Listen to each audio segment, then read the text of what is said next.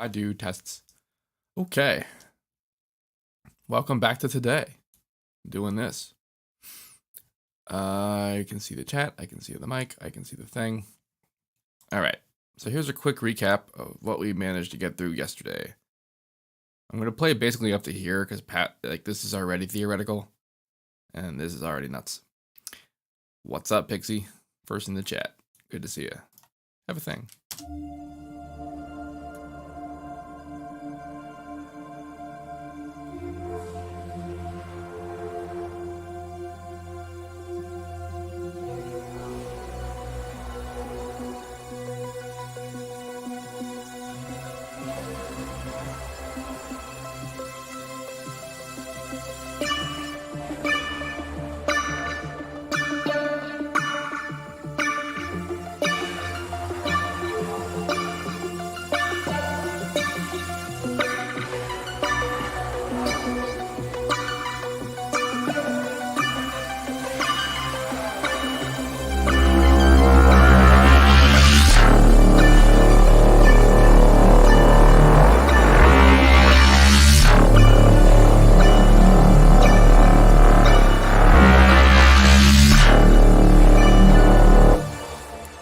So last time we left off, we primarily were doing this where I was avoiding trying to beat dead limit, but so this is the thing that was made with some delayery, and although I'm pretty sure it's short, it's still messing with the timing, and I think that's the big issue I have with its motion. That means I'm going to have to bounce it and then manually place it when it comes time for it to just be in its thing. What's up, Xenowave? Also, what's up, Xenowave's friends? Also, what's up, Zach? All y'all in the chat. All right.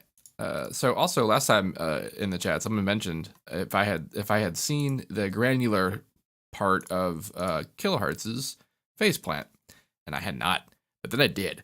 So this is something I want to add to this track. I don't really know what yet, but I think it'll be because I was also thinking of some stuff when I was looking at this ahead of time. The timing of this being one of them. But another thing I was thinking is that I should actually start this from the beginning and fade it in a little harder. And by fade, because I want this timing, it probably should start at the start. And actually, that being like that during the drop and the build might actually be kind of cool. So we'll do that when we get there. But for right now, I want to do a thing with that plant of phase. Plantophase.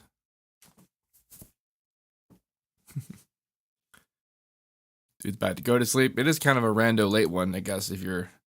I have no idea what normal is for people who are used to watching stuff from me, because it's 7:46 p.m. for me right now, which is later than when I tend to do this sort of thing, but not by much. A note down. Like, I don't know. Actually, I do know. D, because that's what note. That's our key. Excuse me. Nope. Ha. So when someone said the granular thing, what I thought was happening was that there was just like an effect. But it's not an effect. It's an entire new generator that's granular. And it's actually pretty freaking sweet. The only actual minor disappointment I have about it is that you can't actually FM the like granular functions, which like sure, but you can FM everything else about it, which is great. So this is a pretty fun time. 1:46 a.m. there. Oh, dude, that's late. What are some good resources for starting with FL? Can't understand the UI to save my life. Well, I am absolutely just about to do a whole brand new FL Basics series, so in a second, there'll be that. By a second, I mean, I don't know, a week or so. The old FL Basics are fine, but they're based on a much older look. They're technically true. They're still accurate, words-wise, but it'll just look kind of different. So it's not as good. It's old. What am I doing with this? Oh, yeah, so actually, I have this folder open over here. It has a thing in it called a base flower, which some of you might have been around for when I made this. This is an experiment I had where in FL, you can do this thing. If you're using a generator, you can do a, there it is, create direct wave instrument. And then you do it, save it, whatever, and you get an option to freaking sample the thing. And you can sample it with velocity layers. You can sample it with round robin layers, called cycle layers. You can tell how long it is, how when looping's starting, that kind of thing. I think you can tell the loop. But you can get real epic about it, and it turns into a direct wave instrument. So the plan for this was to make an instrument that at every single velocity level, it would play a very different sample.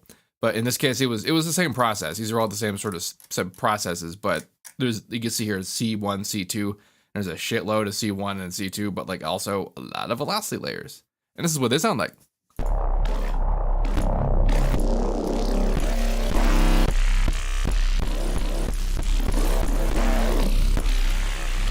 So it's different expressions of mostly the same thing, but of the kinds of expressions that I might do with it. So it's like lots of LFOs in different directions, different speeds, modulations, that kind of thing.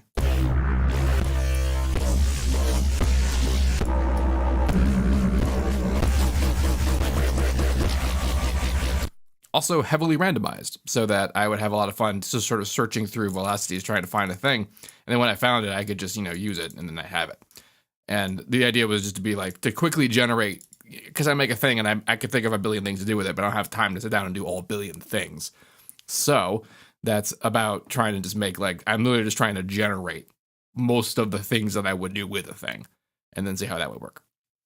And that kind of works out okay, but like there's lots of like direct wave based problems I have to deal with to make them like, a viable usage, but it made these samples, and that's what I was using to test the granular function.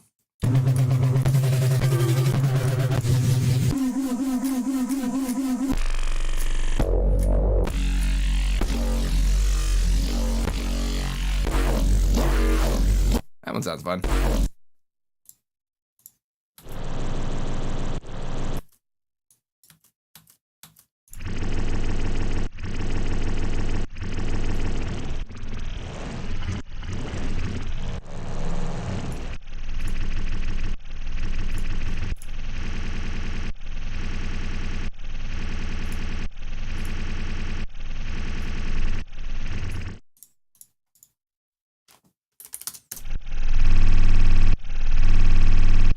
That's how you do that, by the way.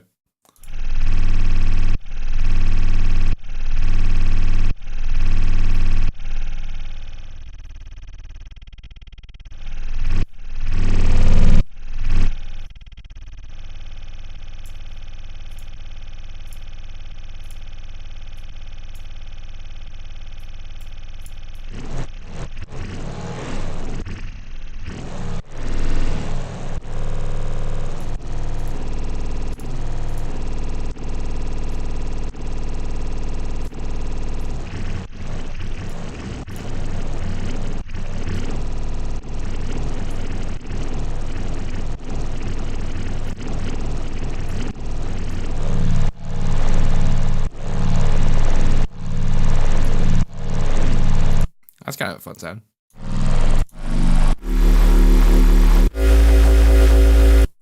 Of course, I don't actually know how well tuned this is. How the hell low is that? I actually didn't even bother to check. Let's mute you. Way too low is what it is. There it is. Sometimes I forget about how low I am in the bass.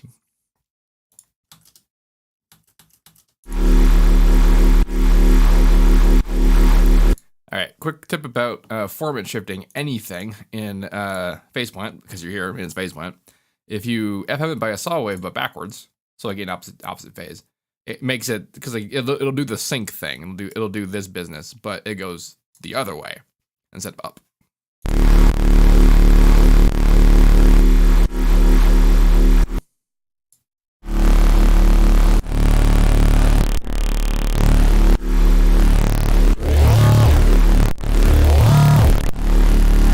And you can go so far that eventually it comes back around the other side, but there's a dimension in there where you can use it to essentially format a thing down if you're playing at the same note you're on. So that's what I do when I'm like, oh, I like that, but I need to be downed. That's what how. I'm gonna apply that to it too.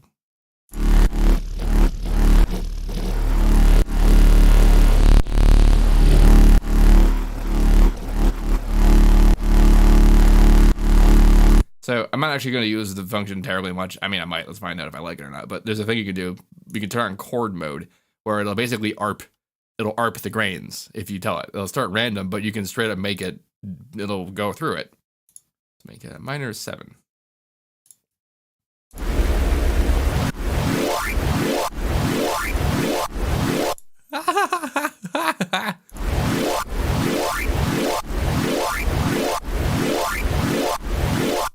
Can I quickly explain? Yeah, I guess I could try. All right, so this is a sample. It's playing a sample. It's playing it from where I tell it to start, which is right there, and it's just doing basic sampler stuff.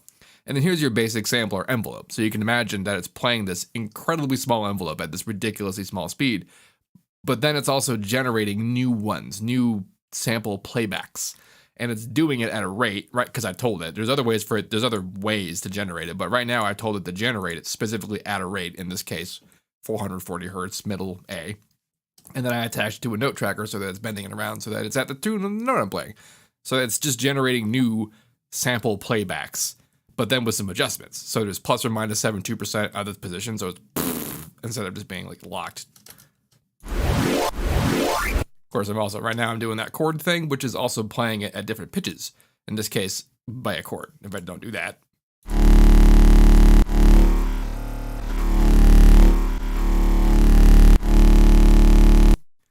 And then other fun, like what's cool about doing it like that is that you get to pan them left and right just randomly, and it feels very wide. It actually makes it feel nice. Same thing with like sort of unisoning.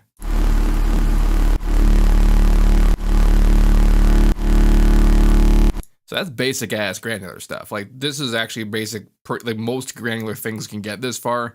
Some easier than others. This was actually very easy to get it to be tuned, which is not actually very simple for most versions of this. And a lot of them also kind of cheat and are just kind of delays. But this has some speciality to it, which is now it's in here in the generator space, which means I can FM it. Which is, I mean, I did already, but like, damn, we can do more.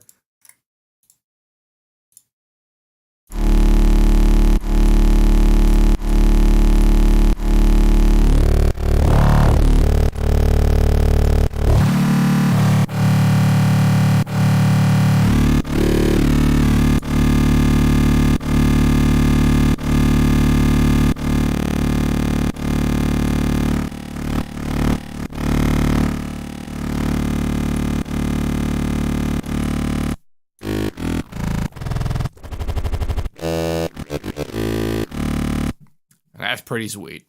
That's pretty fun to have that kind of power in just granular business.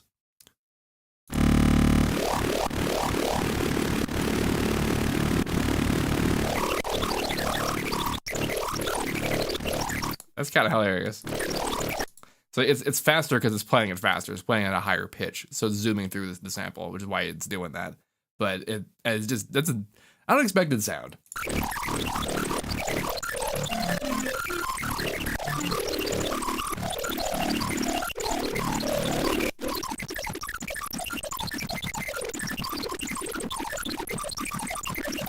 It kind of feels like I'm being like stuff's being thrown past me.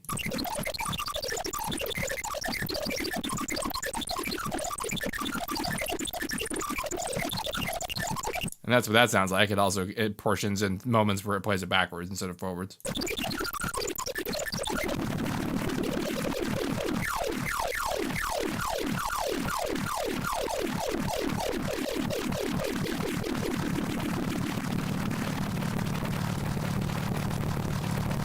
Maybe not with the chord business.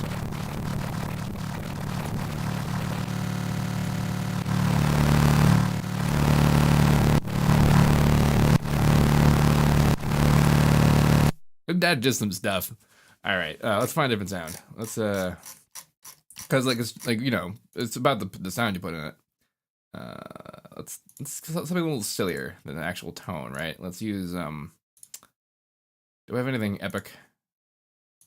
Oh well, I did try a drum loop one time. It didn't really work out, as you might imagine. Actually, dare I try a laser battle? They're all real short. I kind of want a long one. I mean, this is granulated. This was granulated. So this would be funny if we do it again.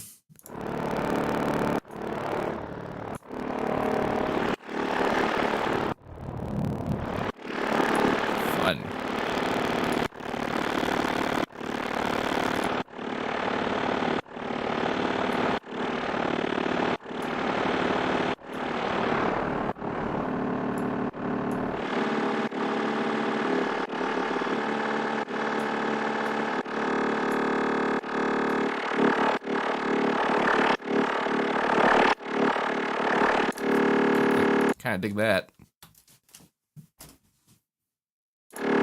Gunshot transient, that'd be a fun thing to try. Someone in the chat recommended.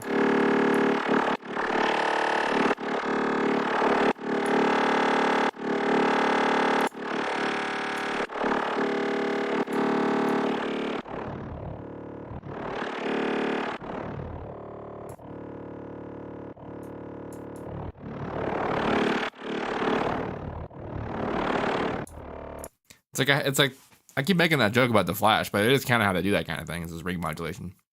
That's what this is primarily keeping the sharpness of it, but also the FM.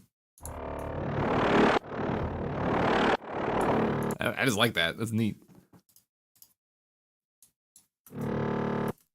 Oh, I had a thought about something to try. Sweet gunfire cinematic with this, probably actually like that kind of effect though. Like for certain physically generated, like, you know, lots of stuff. It'd be a weird way to do like footsteps, but you could like. Of course, we're doing it too fast to hear. But if I go to like, you know.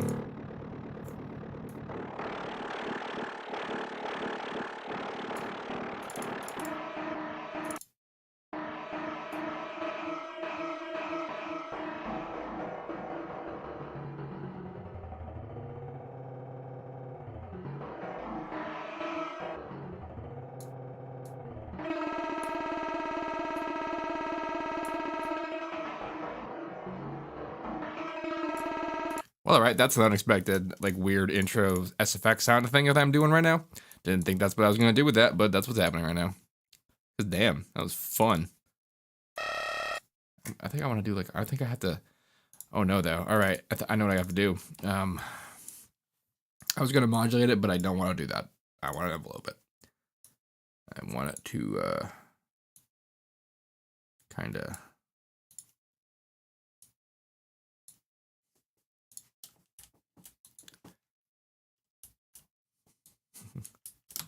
Play it, damn you. What the hell? I went backwards, didn't I?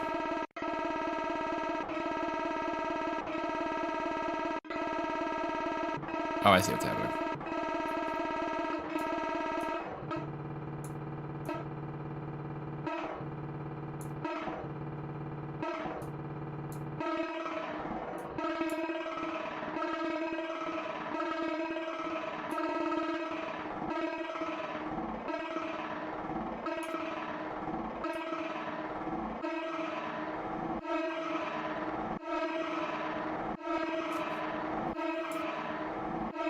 Okay, so I see how this works. The length of time between the beginning of this and the end of this is 31.6 milliseconds. So I keep trying to like make this smaller and then also make this smaller, but like it doesn't get smaller because this is the end of the length. So if I do, it makes the whole thing smaller. So it's just, that's a weird little visual foible I had to get over just then. Xenowave asks, "Will I do live streams with AU5 VR frequent again?" I mean, oh boy, I wish. I was very lucky with how I was able to have that like handled for me when that was happening. It takes a lot of work to put those together. I wouldn't mind doing it again though.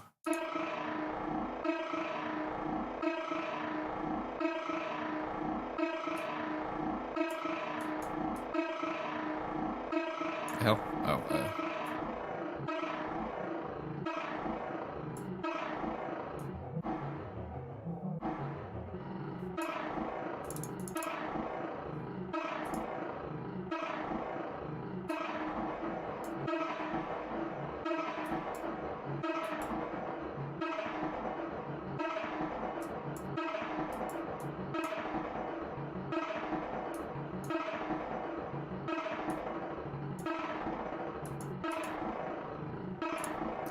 Get back.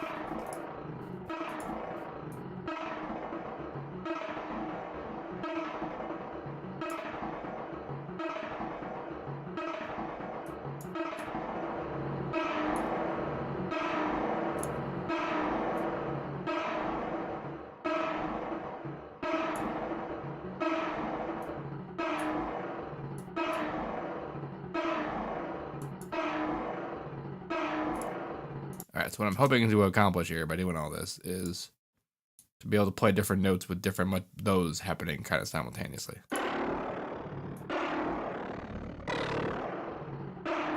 Is that actually the note I was playing?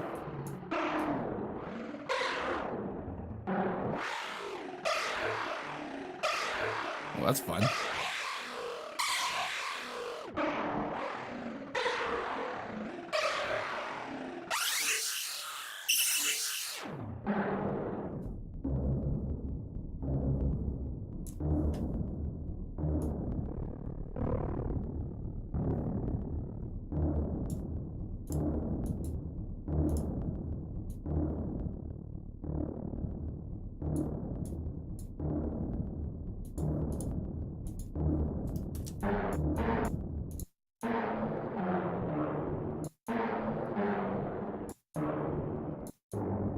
Interesting.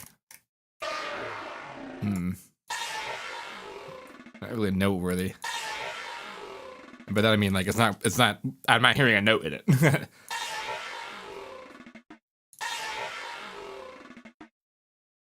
This gets too low.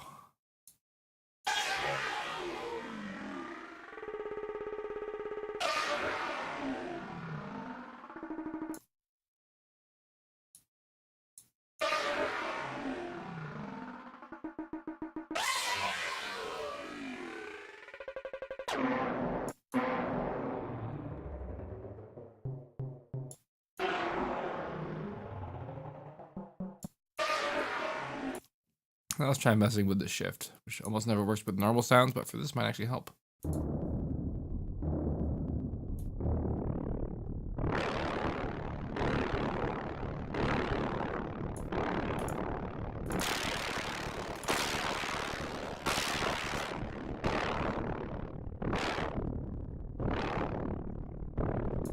I've created thunder.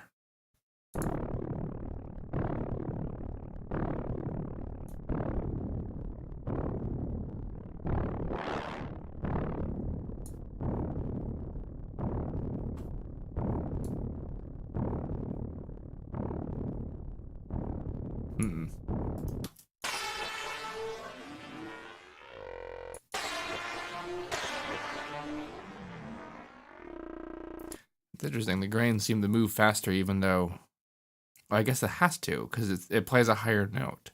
I wonder if you can make it not do that. I think you can. Oh, because this is tracking this still. That makes sense. But what if I... no, if I disable the harm...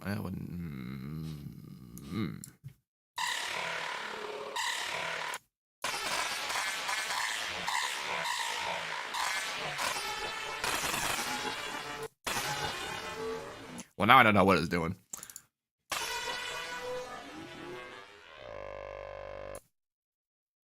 Get a little bit lower than that. Envelope. What are you? 14. There you go.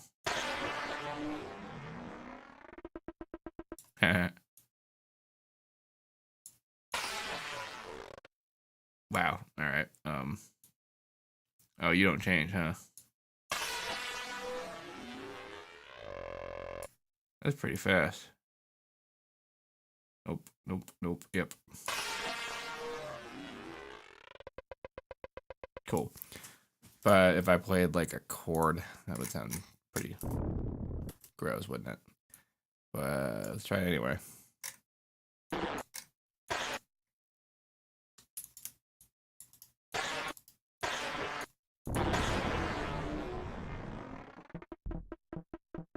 Okay, so it is individually tracked. That's fine.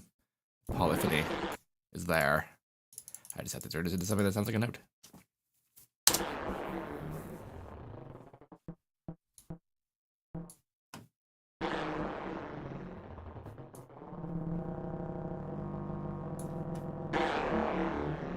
Ooh.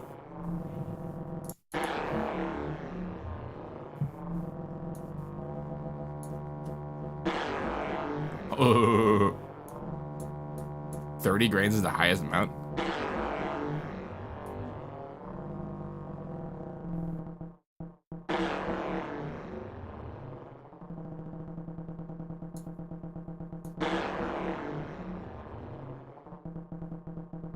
Now that's weird.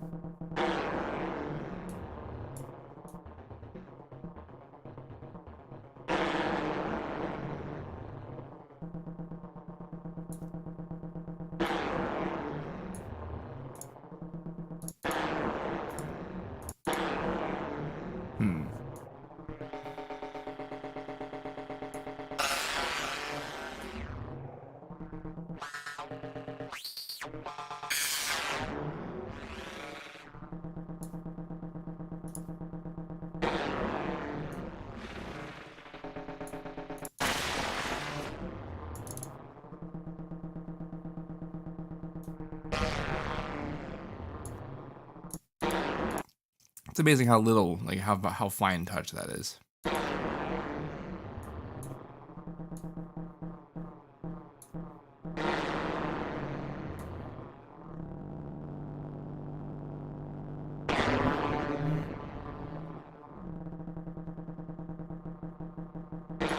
I wonder if I want to do this the other way around.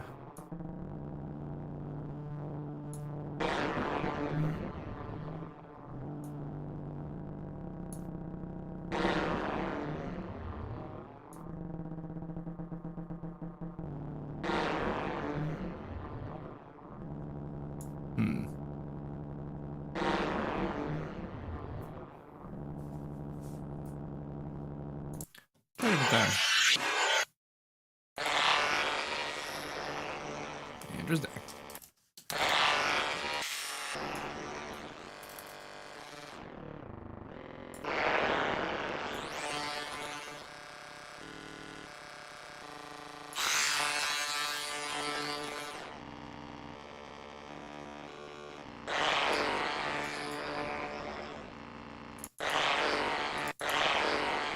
If I do something with this, it's going to be like some kind of... Oh, wait. I remember a thought I had about this.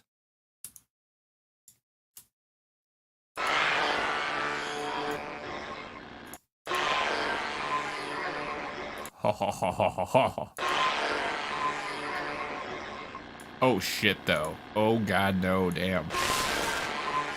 Didn't even think about this.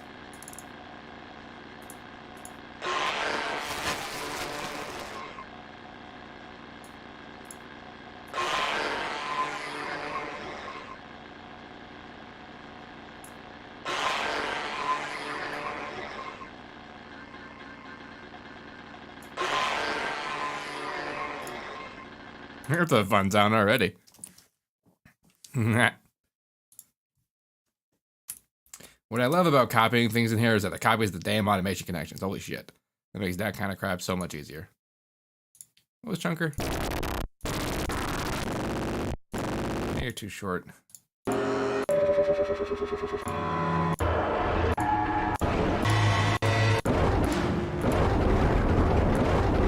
Yeah, you're fun.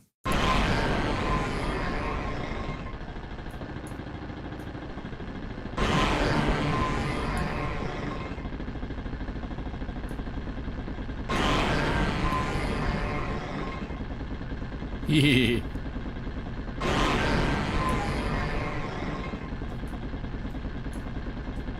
That's what I call industrial.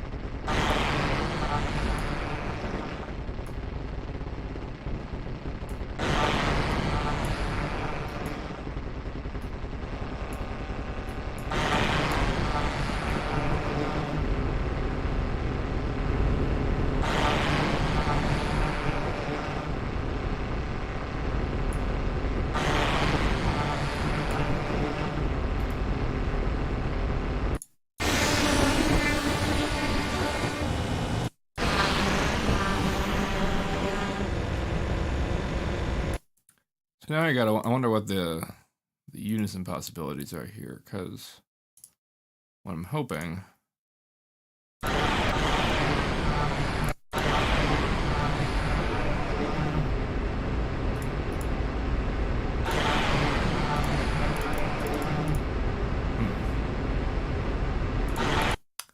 That's odd. I would have thought the random isn't. Do I want to stable and hold? Is that what I'm talking about? I think it is. That's right. So we have to do this manually. Holy shit. All right. Where'd my random go? Over here. Okay, so where's the input for this? Cool. So then, yep, and then, how is it? I forget. Oh yeah. Okay, hold on. Where's my note gate? Note gate. Boop. Bap. Cool. So now, whenever I hit the note, there'll be a random. That's what I wanted. And then this can be attached to, let's do an experiment here, because what I want to try and see is if I have unison, is if it will do 4 different randoms. I'm hoping it will. What do I want to test this with? What would I even notice? I guess huge pitch values, right? So let's be wild about it.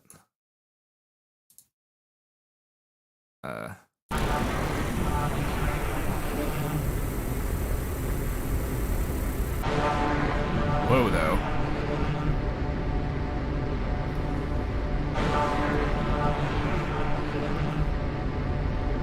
Huh.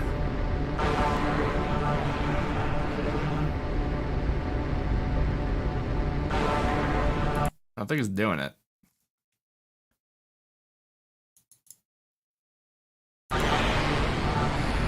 But I am seeing 4 voices worth of shit happening. I'm noticing that.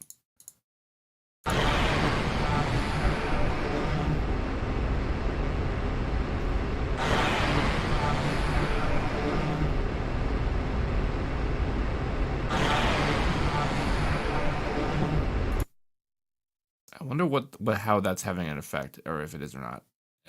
Is there a sample and hold business kind of like, is this not being calculated for the unison? Or is it, and I'm just not noticing? Because normally what'll happen is if I play more than one note, like for a thing that's a voice thing. Oh, but then that's the question: is this thing? How would I know?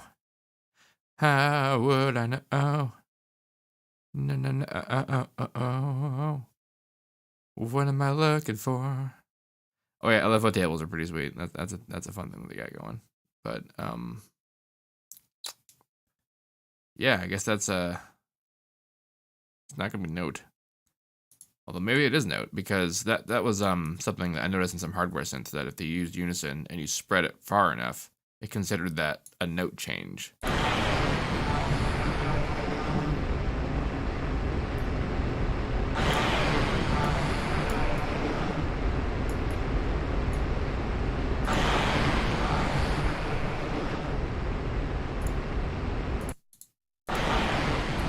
I can just straight up have the chords set in the unison. That's interesting. I think I knew that, but I never tried it. But it wouldn't do much here.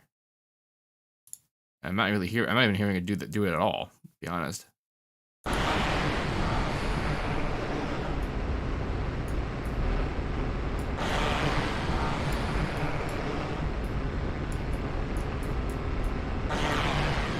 There it is. All right, it is doing it. Wow.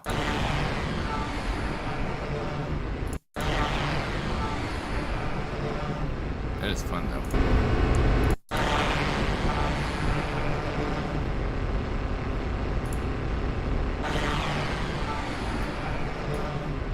He's using a shitload of CPU. As I said.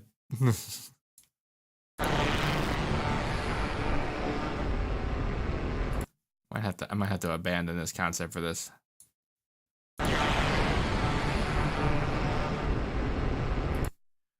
Or, you know what? Let's get a really, like,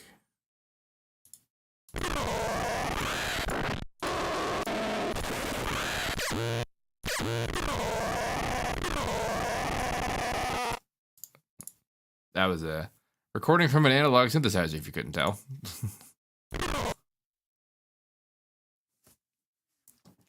Yeah.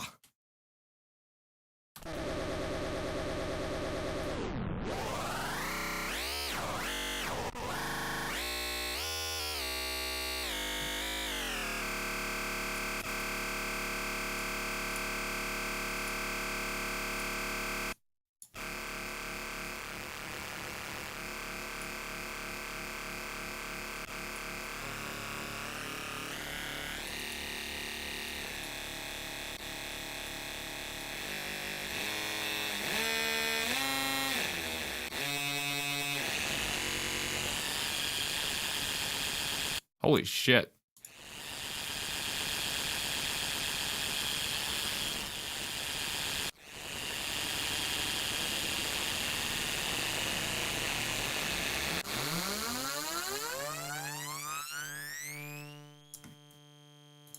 Well, that's a sick riser. All right, let's work with that.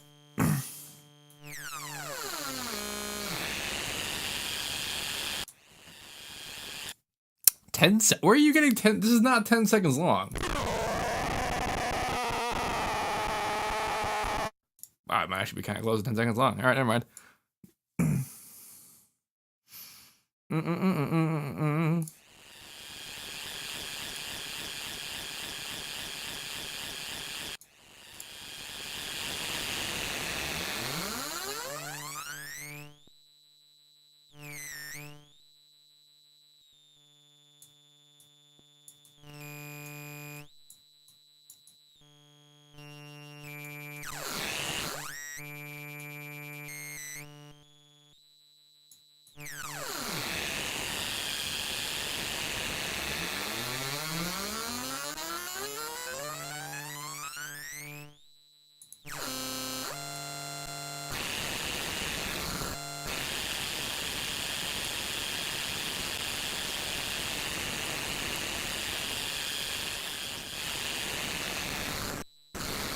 It didn't happen fast enough.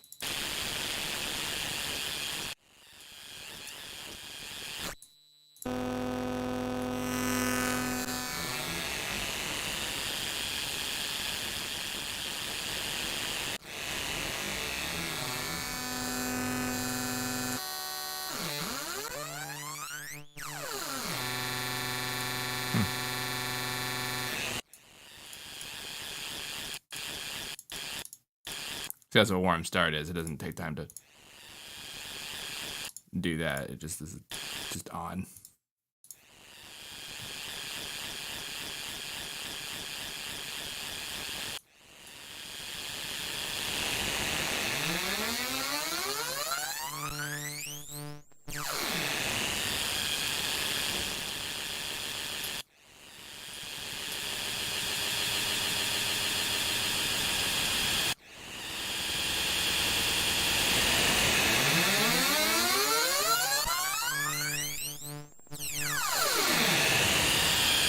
It formed a chord. The timing difference formed a chord. Like, I guess it should, but damn. All right. It's gonna make a different sound anyway, but.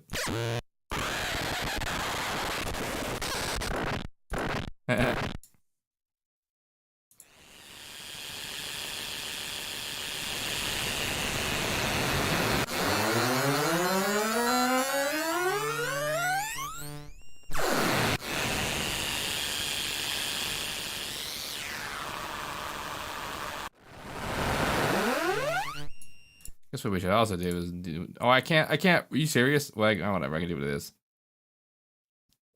How am I doing this? Because for some reason I've decided that this is how we're going to do a riser. So that means B higher, B higher. Nope. Nope. Not how that works. There we go.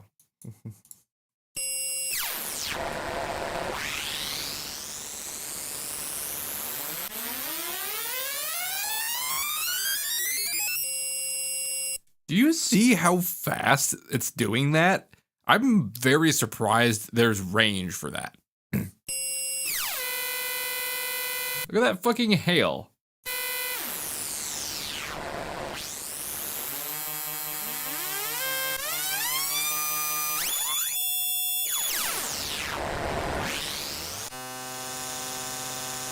Whew. Possibilities of this are becoming. Let's do something a little weird. Like.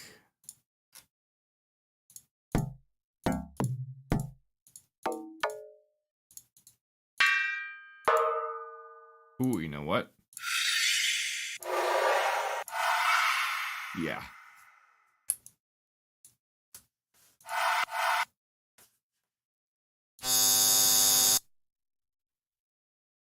I'm just gonna, what the hell?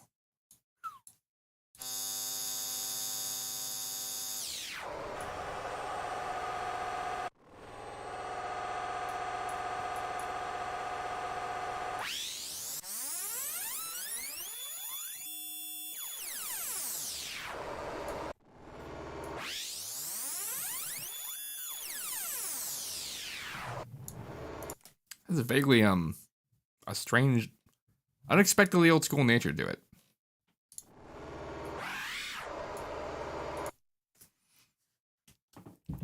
How low can I go to how high can I go?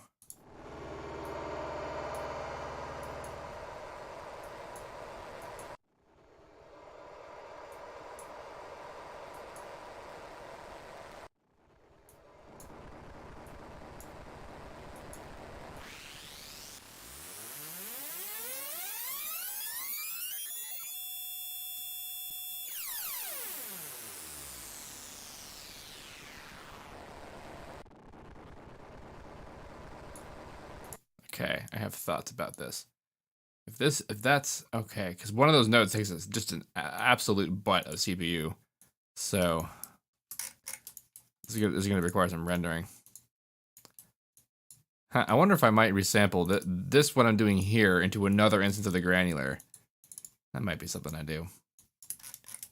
Well, this doesn't totally matter. This whatever node I'm picking. I probably should just sit at C5, but whatever. Oh yeah, I'm in Patcher.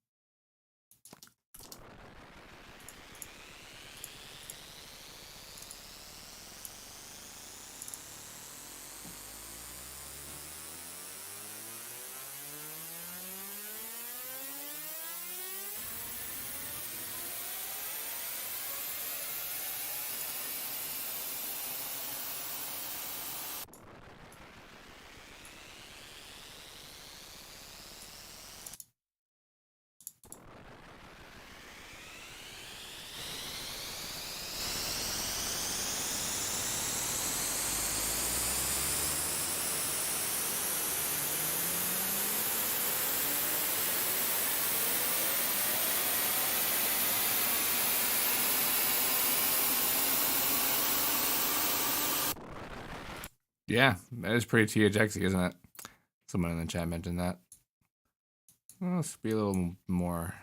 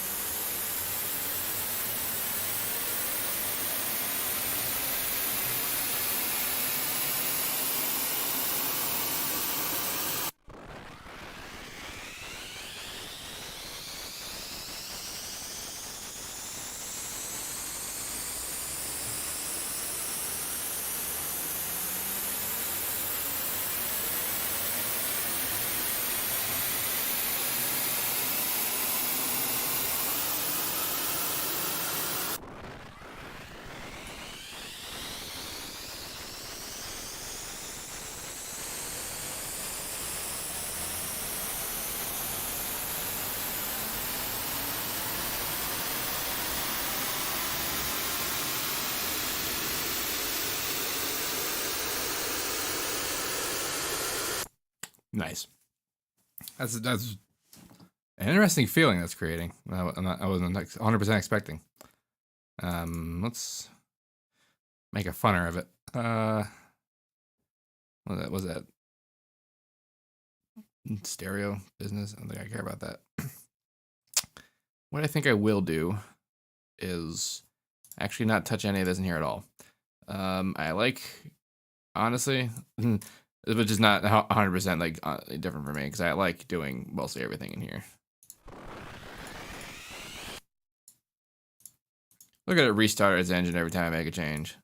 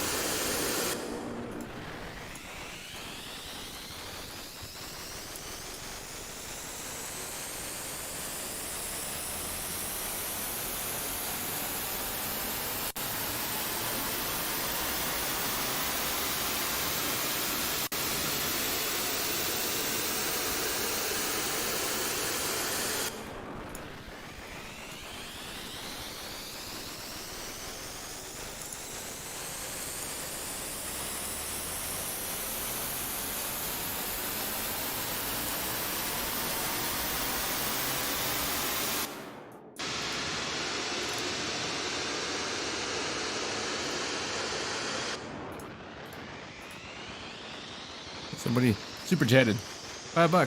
Thanks a lot. I entered.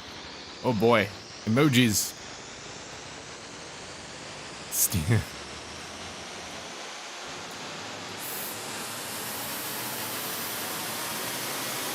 Hopefully, just hearing this a billion times in a row isn't the most annoying thing in the world, but like, you know, it's gonna happen. All right, so this is my low pass. It's gonna start low. Maybe not that low. Get up ons. And then down here is our high pass. It's also, and then probably doesn't ever need to go that much lower than that. It kind of starts at the same position. There we go. What happened? Oops, I did the wrong direction.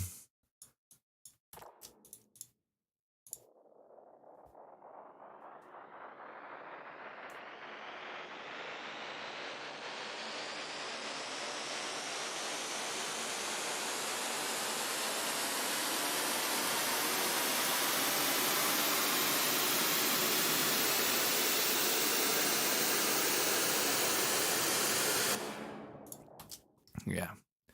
I'm definitely gonna add like a synthier thing on top of this. This is pretty good wind texture, but I need like I need a laser up on. I wonder if I probably could do that, but it's a little funner. Actually, I only used. Oh, would that be way too much CPU to push out of this thing? Would it though? Probably not.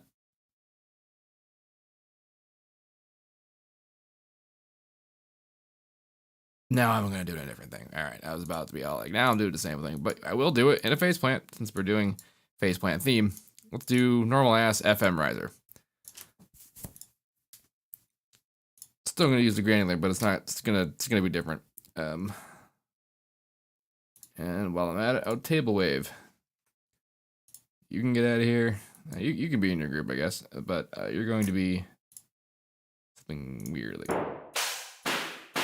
Yeah, and start and go hard and fast.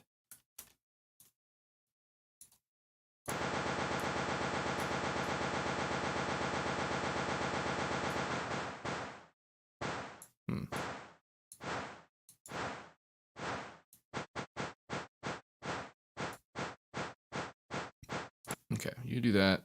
Have fun with that for a bit. But then what we're gonna do is make these super duper duper low pitch. And like they're gonna FM stuff. But you're a wavetable, so you're gonna, where's my out? I need an out. I need my, nope, not that. Where'd it go? The envelope. Boink. Thank you.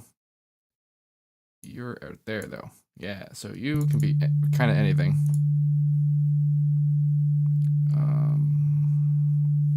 Maybe not growl. Let's certainly not noises. Ooh, screams maybe? That could be fun. I think that was already in the other one too, but whatever. Also crazy low pitch.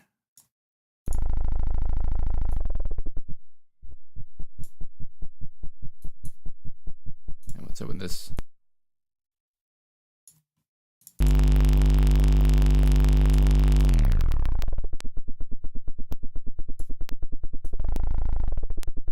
That's really high pitch for this thing. Like,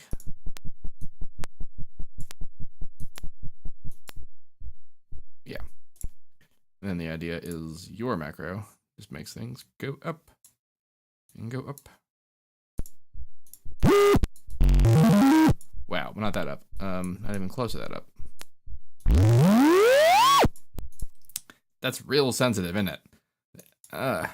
Guys.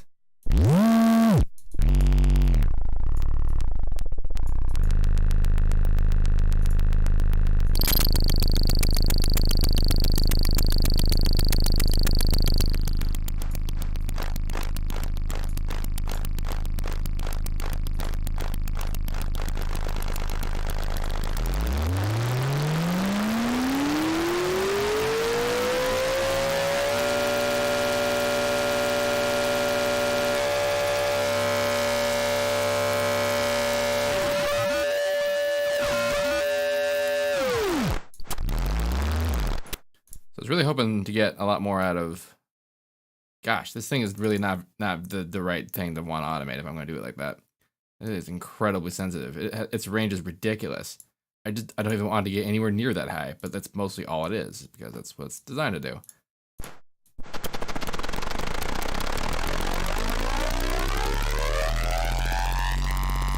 Closer to what I was thinking of.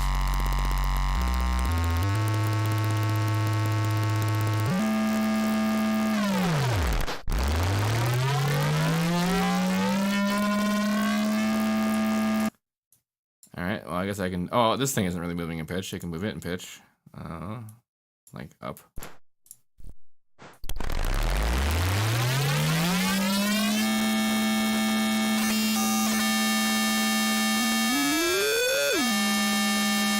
I need a third duder.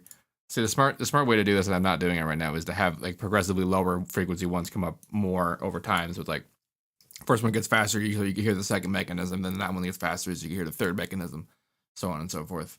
I just didn't do that. I'm kind of still not doing that. But the thing I end up doing should still work.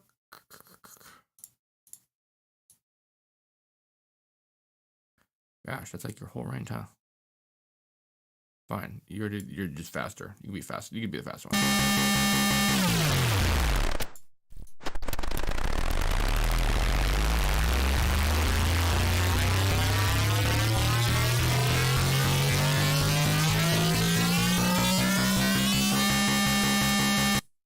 Yeah. I guess I could like engage a secondary macro and just go even harder. Or I can just bite the bullet. Well, no. I can make this one higher. This one could be as high as it wants, really.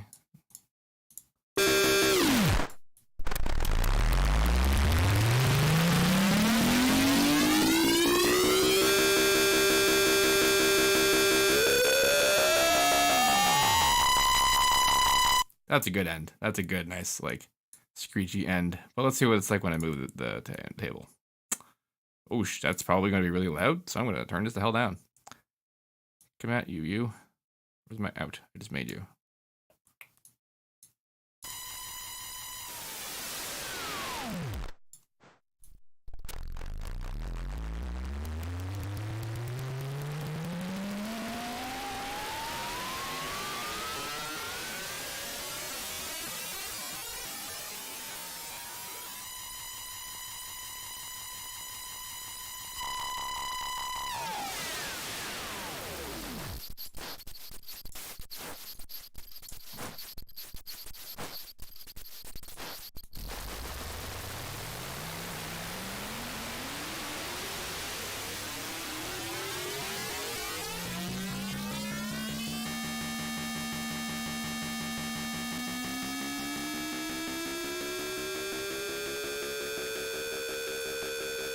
I guess that's what I got.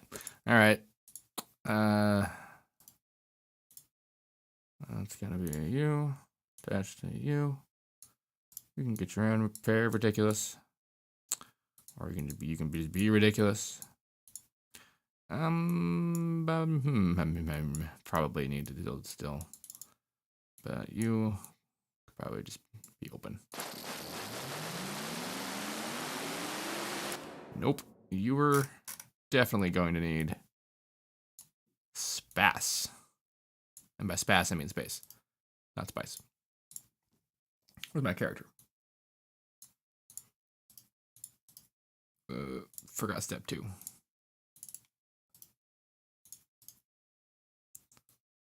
Right, so I'll put you here, like that.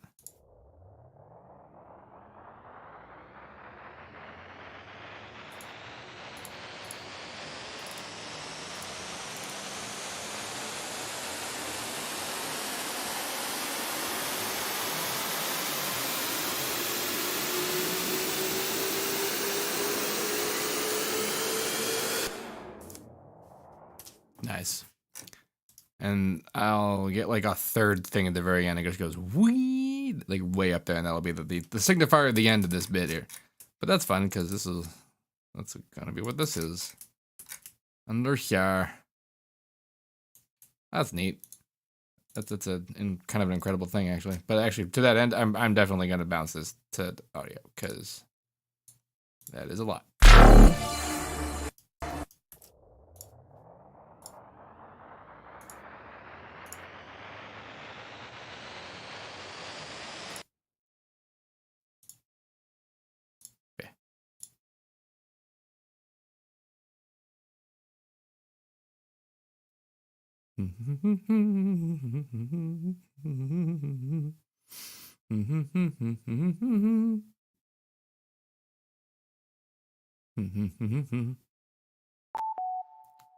Thank you.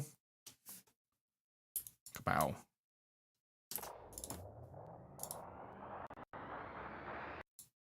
I mean, it might as well be in there.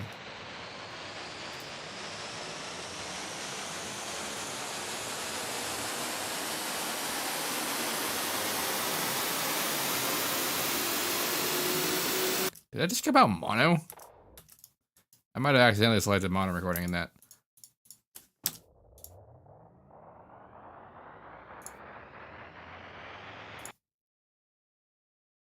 Yep. I was doing something else that needed me to put it in mono, and I forgot to turn that off. And I knew when I was doing it, I knew I'm going to forget to turn this off, and then that's going to be a problem for me. And then it exactly was. Cool.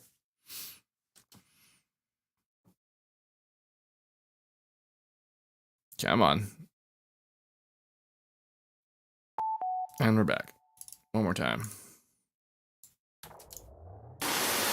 Don't need both.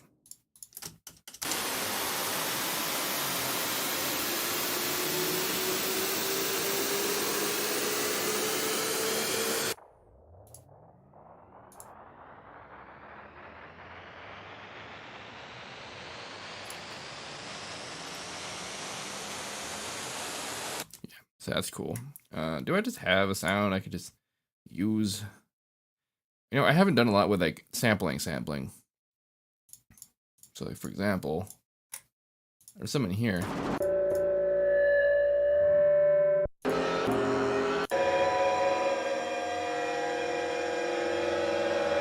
bet you we could do some shenanigans with just automating the basic ass stretching maneuver to make this be a kind of reasonable self. I can't do that in real time. But I can do that in real time, and shittily. I can do that. Oh, I can do that. All right, well, can I do that here? Ah, well, that's whatever.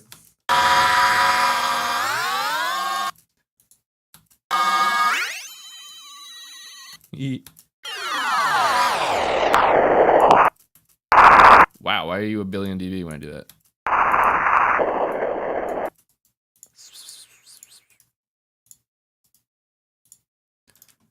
Both automation clips outside of my range. Well, I mean, they're in the exact range they told to be in. Gotta be fair about that. Schwank. Schwank.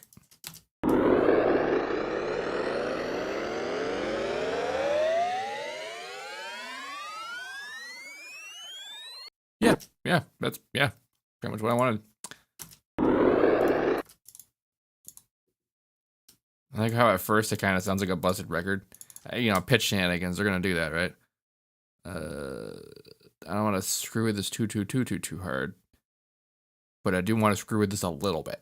I mean, yeah, I actually haven't managed to do this maneuver yet because I haven't had a reason to, but now I do, so let's do it.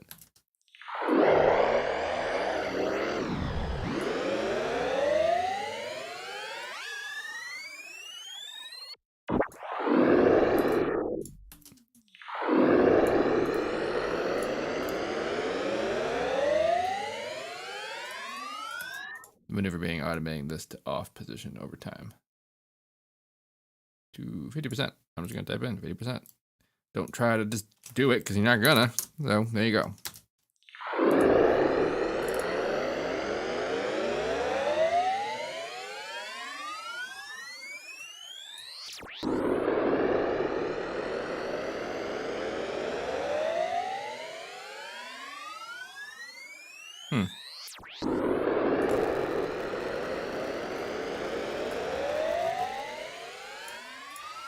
I feel like that could have been more awesome.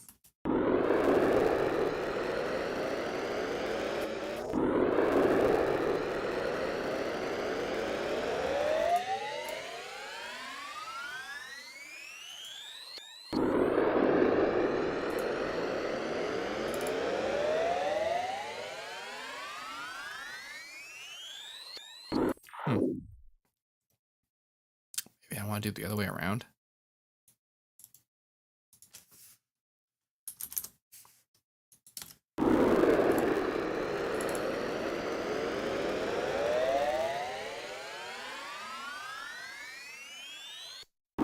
Either way, it doesn't seem to actually add much. It's interesting because I feel like I've done that this time. Maybe it's just because it's too high frequency. The source materials weren't usually high frequency when I did the thing to it. That's a good point.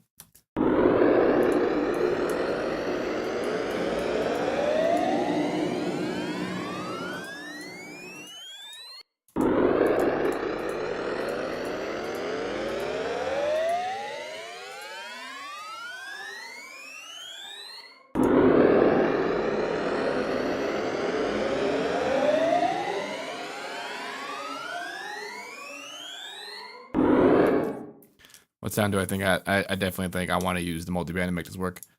Anytime I ever want anything to sound like a piano or any kind of resonant device at all, anytime I want to do like extra special growl stuff that for some reason I don't think Vocodex can do, because it pretty much splits it up the same way Vocodex does, but it has a different kind of flavor to it in the way it spreads around.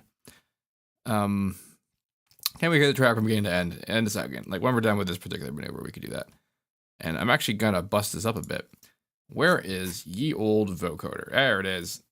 Come back, y'all.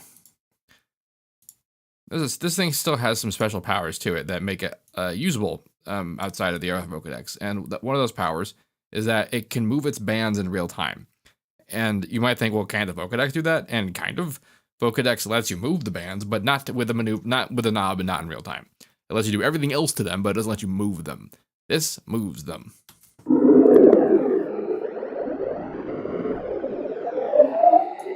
That's what that knob does. So it becomes an incredibly fun phaser.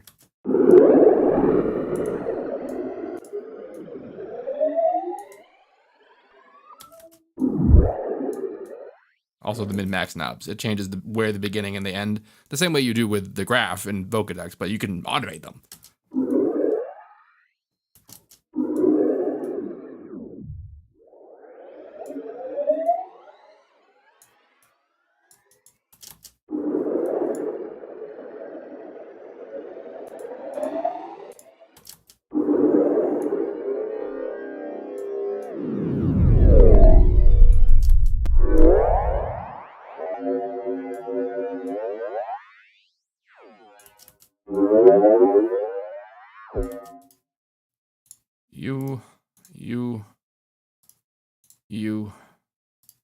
You. No, you're not there anymore. Just do some of that, do some of that, do some of that. Where's my min-max? Didn't I do the min? Did I miss? Did I miss the min? No, I didn't. Where is it? Starting frequency? It was another clip I murdered.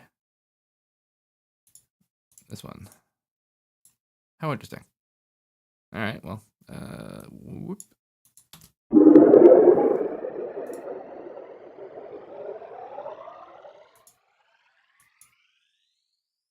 Murdered it completely. Nice.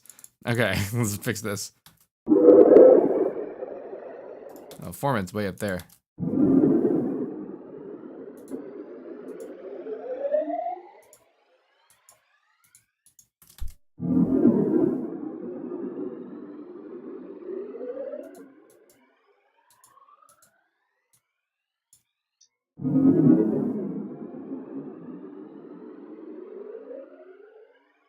Damn it, it like peters out like way too early. I wonder if that's a volume problem or oh, Oh, well, I increased the bandwidth too far. Well, no, I didn't, though, because I fixed it at the end. Would did the opposite.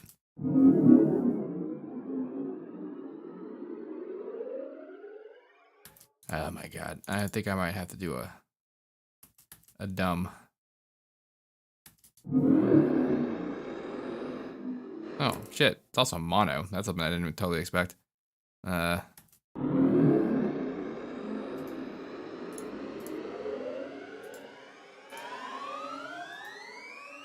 Someone's asking, is faceplant eating CPU while idle? And no, it's not, because I disabled it. That's just the track's idle CPU.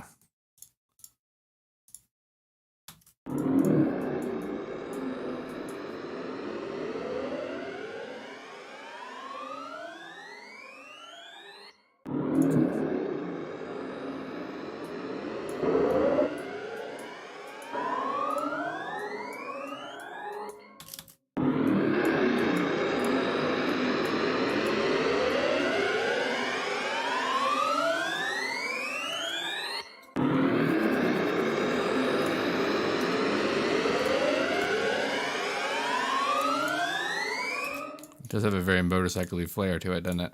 I mean, any kind of spinning ruppy thing is gonna have that engine-y vibe to it.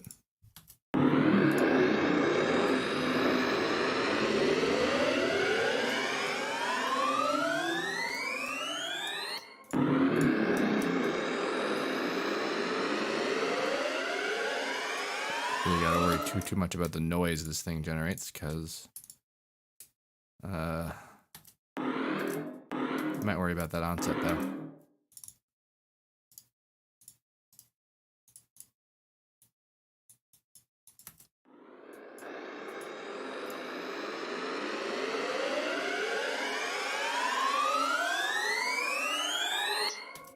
It is a lot of if you spend any amount of time around any kind of large hardware, you get real surprised by how like they just make all the sounds. They make every sound you've ever heard in any movie or sci-fi or whatever. Like actual pretty well not all that sci-fi objects made those sounds, and that's just what they sound like. And it's real silly once you sort of figure out like, you know, what certain kind of turbines sound like, and then you watch a movie and it's just kind of like, what's that thing doing? Sounding like that. But if you don't, it's just like, oh, cool. It sounds techie. It sounds machiney.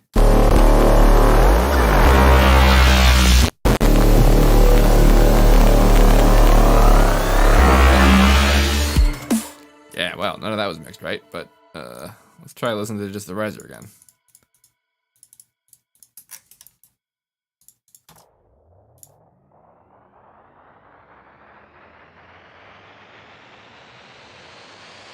My PBQ is still 960? Nope.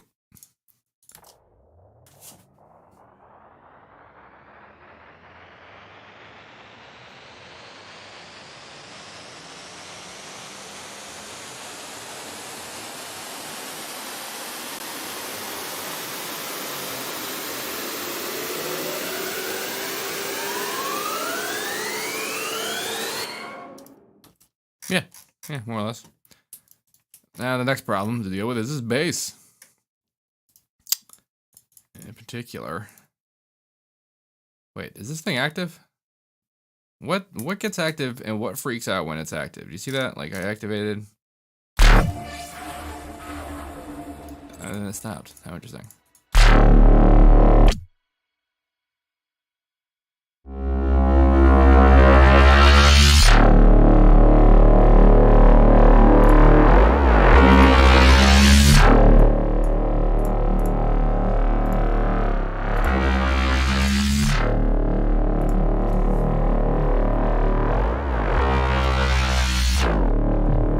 See, this is going to be odd because mixing this is going to mean making this audio, but then keeping it matched up with this MIDI so that I can have the MIDI so that I can replace the sub for it. Because that sub is bust. Well, it will be anyway, but also because I have to move this audio. It has to be rendered so that I can...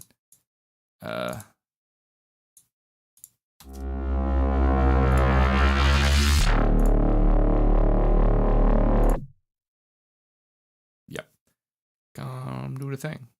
But this is actually a timing problem. This is less to do with I care about my CPU about this sound as it is I need to chop it up and move it around because it's weird. Circadian Rift says, about 7 years ago, I watched your tweets on Seamless, on Citrus, and it busted open a hole in FM. Hooray! I'm glad. That's all I wanted.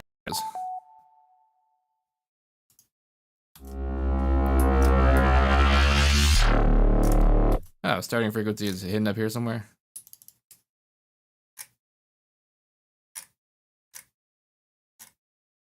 Yeah, starting frequency there. And starting frequency there. Yeah, and it's the same clip. Interesting. Okay, so I did it, and now this is here. So we're still gonna mute them all.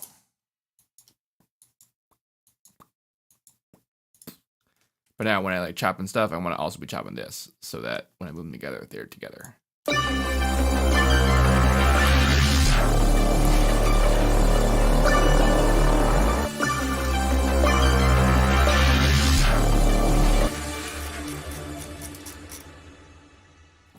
I want to just put a kick there.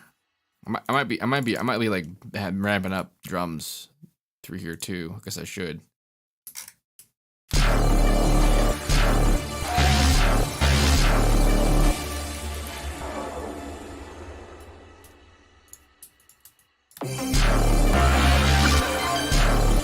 How odd.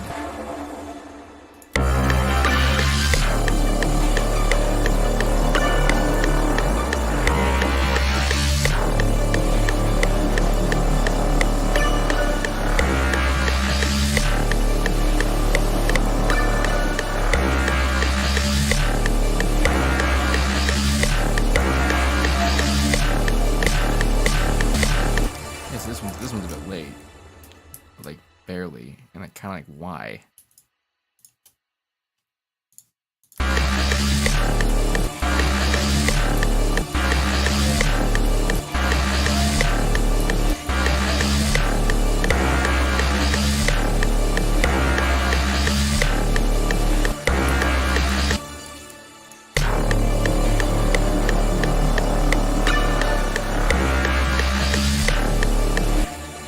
Now I don't know what to think.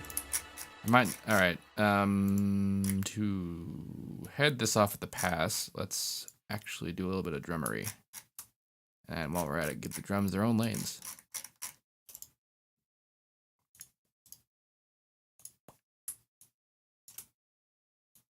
Oops. Oops. There we go.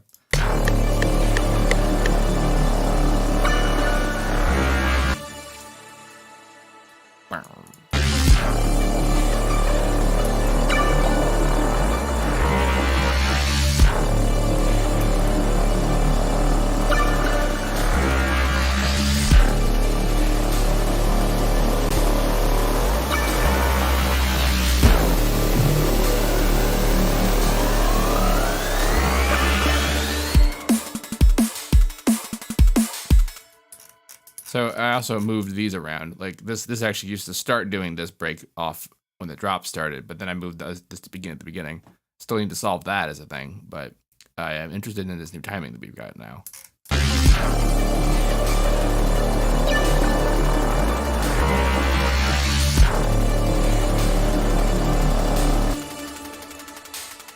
Wow, my hats are quiet. Oh, that's right, because this is like a billion. This is more than it needs to be.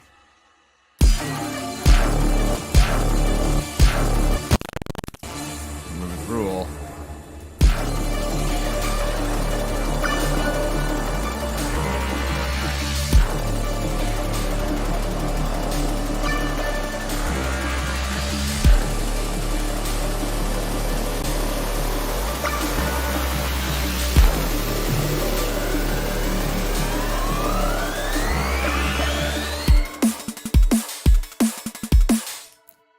Lots of those tails are going to need to be clipped. Clipped, I say. Look at me actually save the project this time, huh?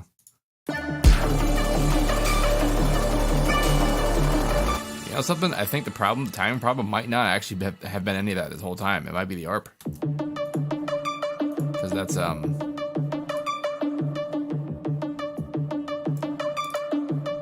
doing. Pretty sure I'm full mix on these. I mean, it come back to 0, but that's not a big 0. Well, there's a way to check this.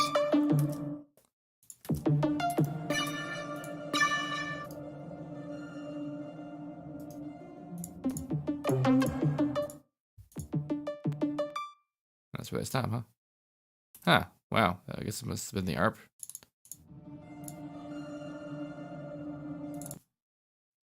I swear, I don't know what is it is not CPU ridiculous anymore. Render wave file, do the thing to do.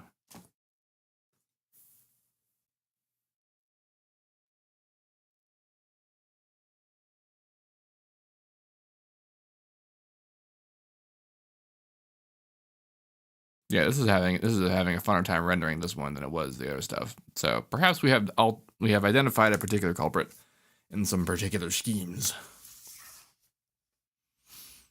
I hope what I can get out of that is because I like the bass sound and its overall job, but it felt so off all the time. And then when I tried to regrid it when it was a sample, it didn't seem to matter. And I'm wondering if this is why. Sure hope it is.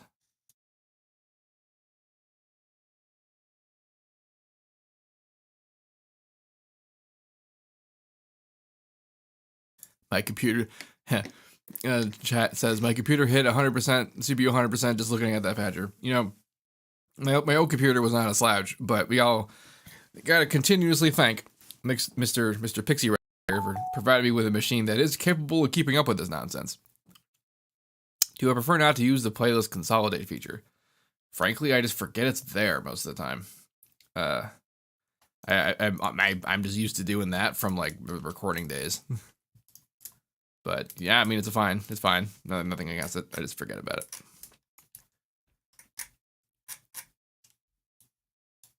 Why did I go all the way over there? Oh, hello. Random and lengthening of thing out there. Yeah.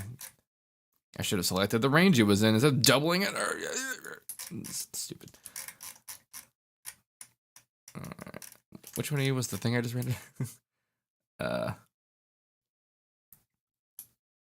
I hope this is the ARP and that wasn't. Okay. I think I'd varied. I don't think I rendered the.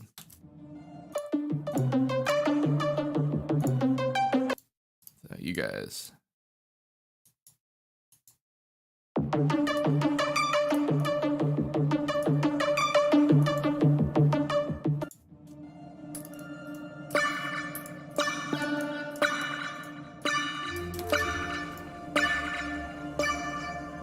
That's cool because now it just ends there.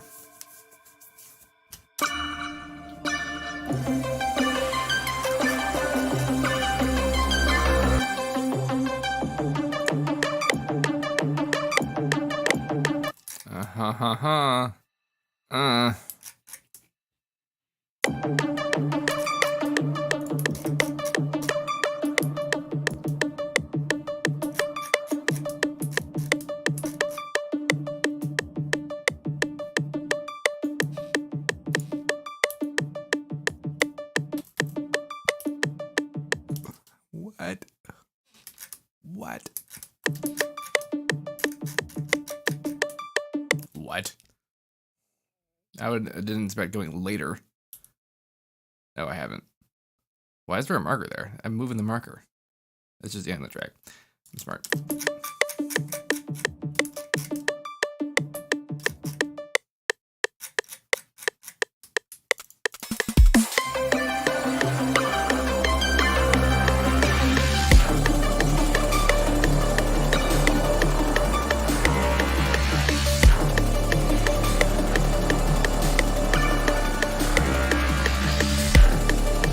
Was the ARP.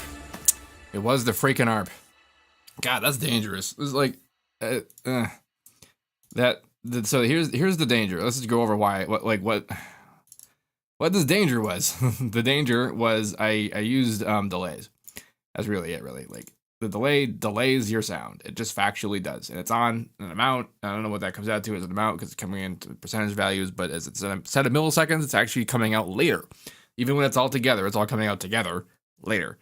So that and like that's not a compensation problem. That's not like we didn't, because that's literally the effect is that it's different, that it's delayed. That's supposed to be what's happening. That's how it's supposed to work. So that's fine, you know. But when I make an effect out of it that's based on the fact that it did some processing over time, what that does is it moves where the hit is. And every little hit was just a little bit off, and that's why that section, which had some important rhythmic nature occurring to it, didn't exactly work. Until I rendered it out and moved it over the amount of milliseconds that had them all come out when they're supposed to. Which, there are kind of ways you can sort of get away with not doing that, because negative delay is a thing. But what that is manual offsets. Manually, yeah, see that? You can do that. And you can set a negative values, and what it does is it moves everything else. Like, it sets everything else off so that you can. Or, you know, do what I just doing the manual version of that, which is put it out here and move it. So, and also, if I wasn't also trying to save myself from my parents' CPU death, what I could do is just straight up play this earlier. Just like move it over the amount of time in actual MIDI space and have it just trigger earlier. However, I personally experience a lot of strange things when that happens. Like I've tried it with like string timing with like more lyrical like moving of a thing, and I just never get it to line up. And I have a lot more luck doing that with audio, so that's where I go to with that kind of thing. Yep. Manual offset sucks. The moment that you have to record the stuff with the mic control, you have to manually disable the controls manual offset. Is there a way around that? There actually is a way around that. It is kind of weird. I actually wonder if this is even true. But like for example, I have a lot of effects on right now. Like so, because here's the question: like if I the quote unquote mastered, right, and I do amount like I put on some look ahead delays. That's what this is. So that delays we're delayed by like 7 whole ass milliseconds just because this is here, and I believe if I straight up just like deny routing to the master for a thing and put this directly out, that this track is not delayed. But that could be wrong, because if it come up here, it tells us that we're pretty delayed at a pretty epic amount, and this is an addition of how much processing your effects are accruing. So like if I got rid of that Maximus, that value should go down. Yeah, see. And then also if I have the Maximus and I manually make changes, you can see it get higher and higher and higher and higher and higher and higher in value. Now, if I need it for some crazy reason, some amount of mastering that require this amount of time, I'm not 100% sure, but I'm pretty sure if you manually set them out not to go to the master, that it's just not going to get calculated that hard. Oh wait, nope, it totally is. Wait, that's the master. Hold on, what's the master say? This is already set to a value. Yes, it's set to track the 3.99 latency, which, because it's the master track, that's fine. But if I just have one that's not going to the master, what happens if I put an effect on it? What happens if now there's a latency offset. What does that say? 1 millisecond. It's offsetting itself just for itself. It's not offsetting itself based on the track. Anyway, if it were possible, this would be how you do it. You would route it manually out. And then if that works, that'd be how it works. Be able to get the output. And yeah, auto compensation does help, some of which I mentioned. Like, for example, if you do this and you do record, like if you're able to get your actual like live audio output of your playback happening, and then you record it, you're actually going to be recording to a wrong time, if you think about it, because your track is a delayed moment and you're playing to the delay. So if nothing else happened after that fact, what would happen is that you'd have an audio file that was played late all the time. But the recording knows you're doing this. It knows that this is the amount of that you're actually doing that. So when you put it in there, it straight up compensates for the fact that you've done this, and then your thing's all lined up as though you played it live to it real. So that is handy if you're that the auto compensation feature is happening all the time. It's not worse because it's happening all the time. Like right now, I didn't say any of these. These are all happening because they're calculating how much processing they're doing, and then they're delaying them based on the amount of process. Like for example, these delays, and actually mostly this guy. Actually, no, I guess it is the delays. I believe it's because I have Steep engaged. If I turn these off, it's possible that. Nope, it's still delayed. So it's gonna do it no matter what. Oh, wait, no, I didn't do them both. Yep, okay, that's fine. Although there is a comp engaged, I wonder if that's part of it. But that's the sort of thing you need to track. But then if you're able to just like play alongside it, because really back in the day, like I would just record the track and then play to that. Like that's what I would do. Yeah, I recommend using it as a, yeah. And here, display audio output. Oh, interesting. Anyway.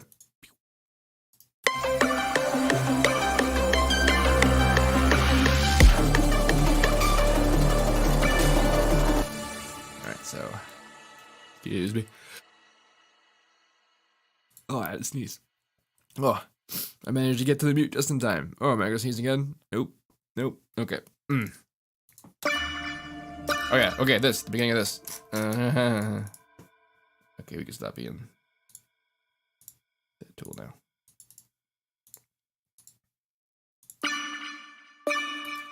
So I want to make a. Oh, I have made no modification to this. That means I can make all the modifications to this.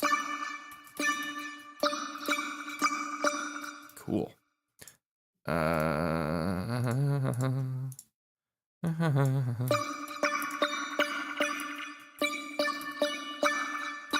Sick.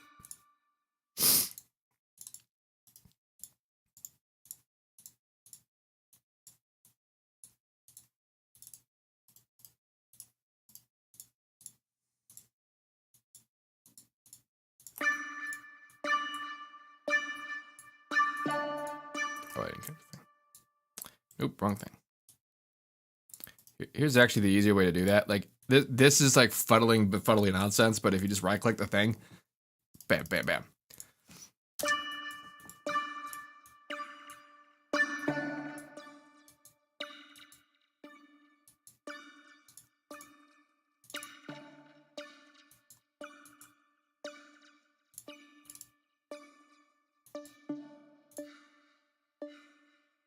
That's kind of fun. All right, let's do this. What about you?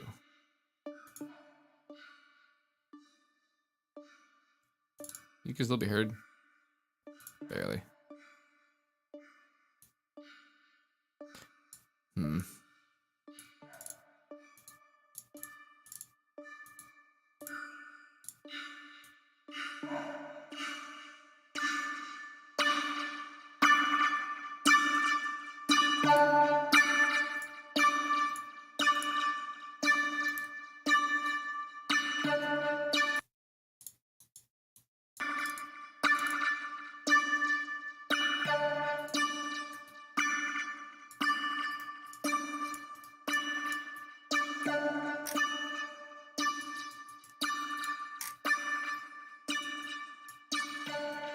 I gotta sneeze again.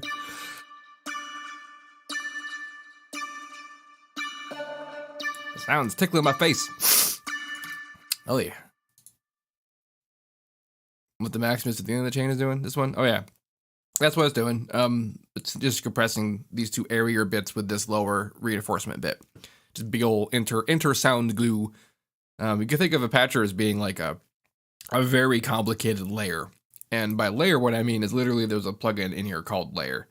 And this is how you used to do like multi things. Multiple things. Yes. Where even the hell is it?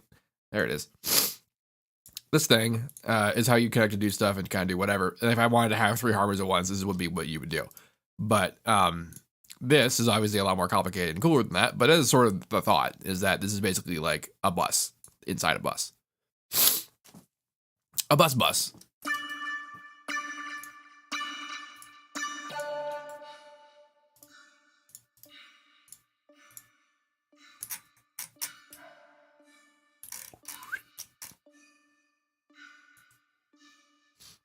See, I wanted this to start here initially. Or what, did I? There's the 4.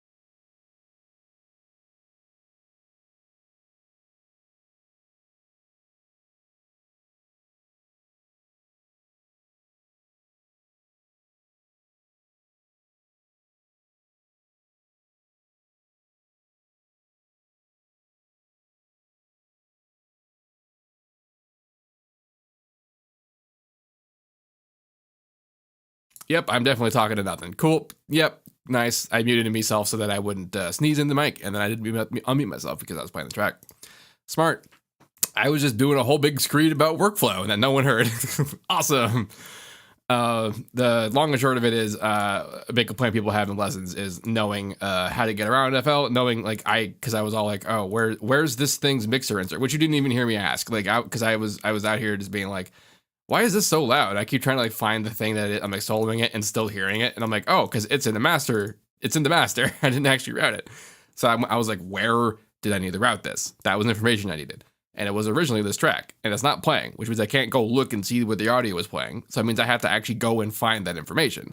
So what I like to do is just, I don't open this up and go looking. I double click on this, and it takes me there. And that's what mostly the whole point I was trying to make was just to be like, you can still just double click on stuff out here, and it will take you to the relevant content. And that is important because sometimes it's a lot harder than that. But for everything else, it's like a lot more ready. It's just like, oh, cool. It's just there. You can just grab it and double click on it and get the information. But for everything else, you go just one extra step, and then it can be like, oh, cool, insert 34. And then that's how I knew. Put that in insert 34. So that was what all that was, but I was muted.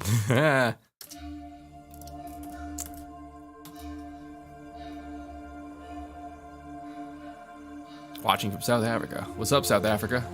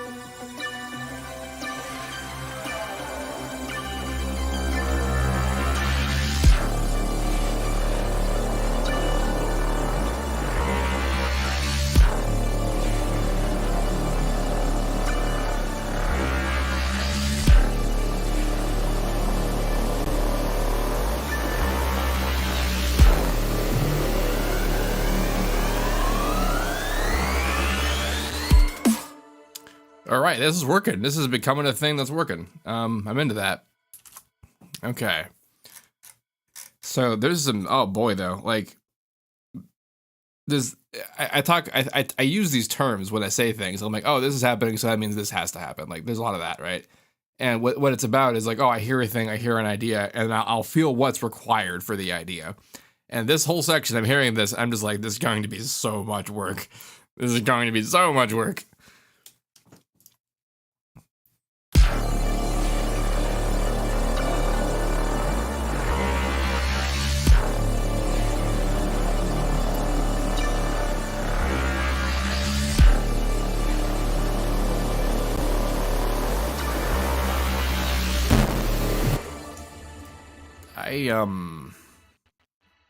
It's possible these guys are also pretty ridiculous CPU, like, because if you recall what they are. Cosmo Chord. Yeah, about that. This track is going to have a lot of bounced audio in it.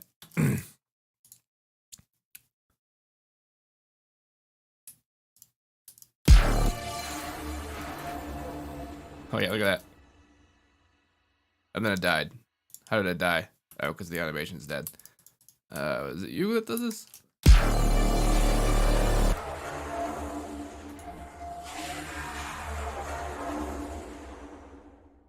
Wow.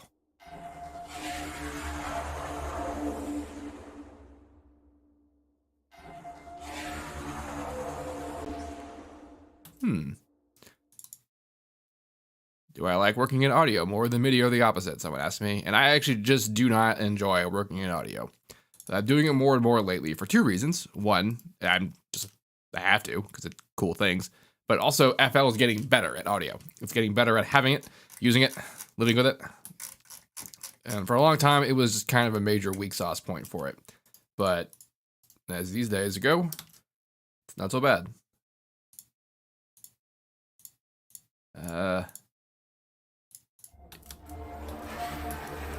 So you're not actually for this, you're for that.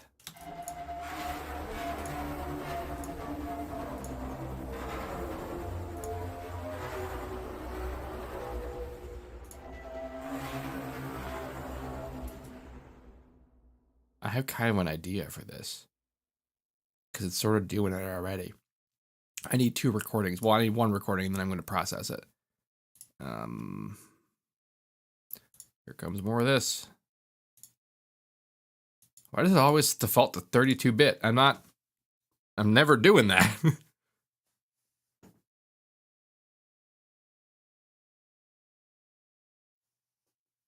Someone in the chat says, we had to wait so long for a proper crossfade on the audio. Yeah, you know, that like that kind of thing. Like even that level of stuff, which is like the most basic kind of, you're doing sampling, like you're gonna do, but I just avoid ever doing because I've just, yeah, you know, it wasn't the most intuitive thing to do in the first place.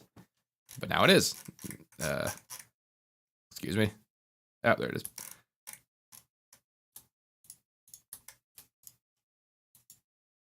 Well, the other way around, actually.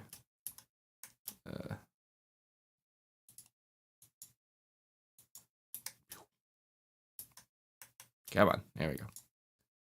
And what the hell track are you in? 30. 30. Also fun, if you double click this, kapow! Brings you there. Oh yeah, shit. But that doesn't make sense. I'm just realizing. As also putting this in 34 doesn't make sense either because it's processing. Oh wait, I did that though. In post. And then I did this also. There's a lot of stuff happening here. So this has to go someplace else. But that's okay because it was recorded at this state. So that means it's already there, like the way it was.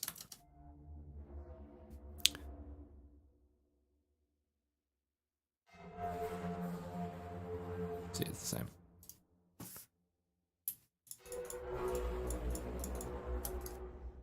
All right.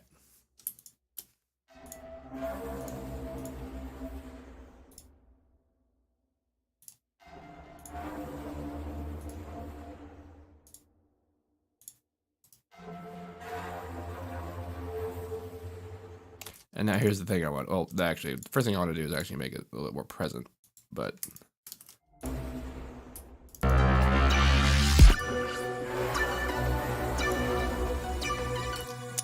then, though, a funnery, a funlessness. Man, alt is supposed to not close stuff. Yep.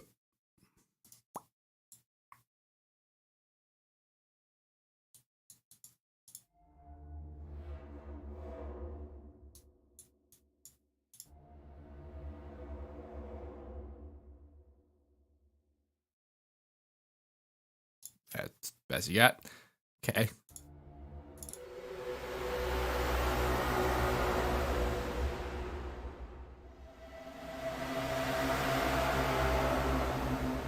That's nice and smooth.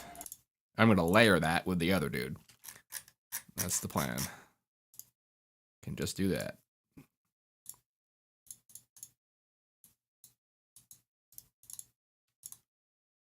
Because other dude has texture and presence.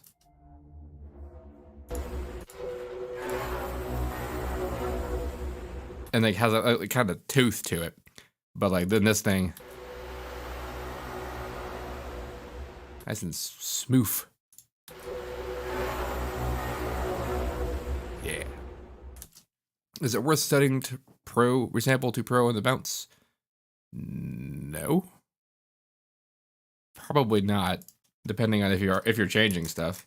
The thing you might want to set on your bounce, I mean, it's in the bounce settings, this stuff. I don't know that affects. It's a good question. But what did I want to do right now? Oh, yeah.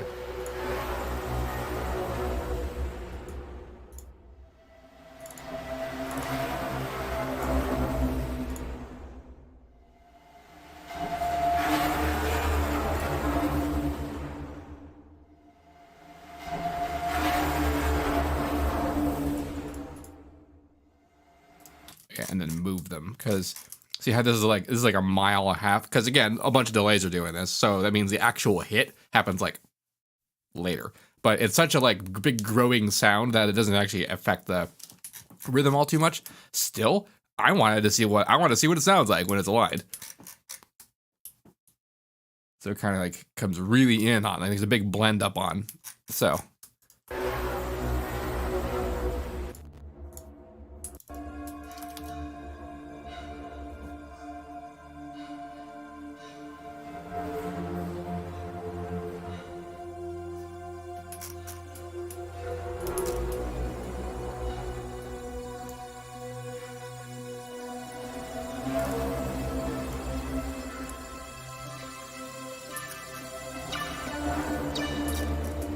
So that's a short hit, and then that's the delayed output right there.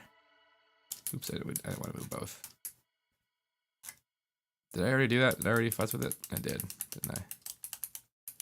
No, I didn't. All right, good. So that means I can. Yeah, that should work. Wait.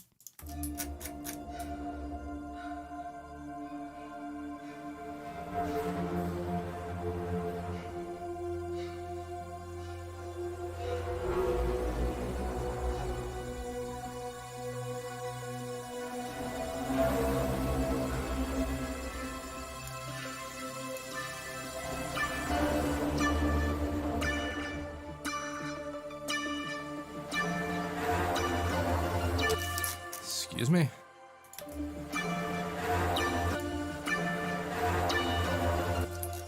When did this? Oh, I can hear that, and it makes me feel like there's a. I guess I could cut it. I don't want to do that, but I can. So what? That's going to be every one of these. Okay, let's. Huh. Oh, it's weird. Most of these are in, and they stay in, but those first couple were not. Like that first one is like way off. What's up with that? Well, this is the first one that's a problem anyways. I'm just gonna start here.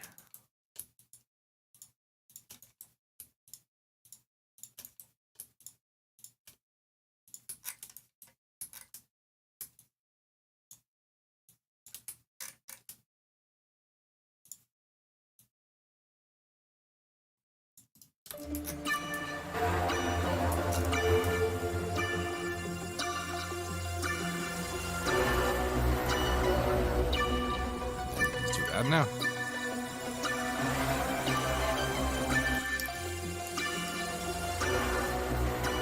This is too loud now. Or not loud enough.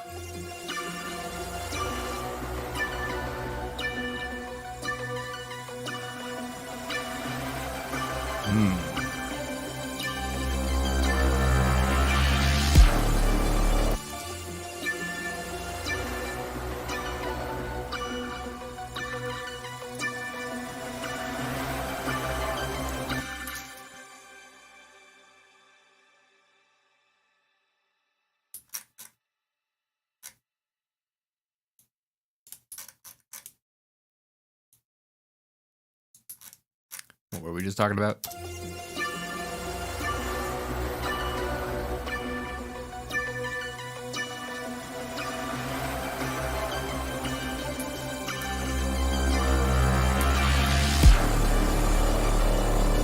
Woo!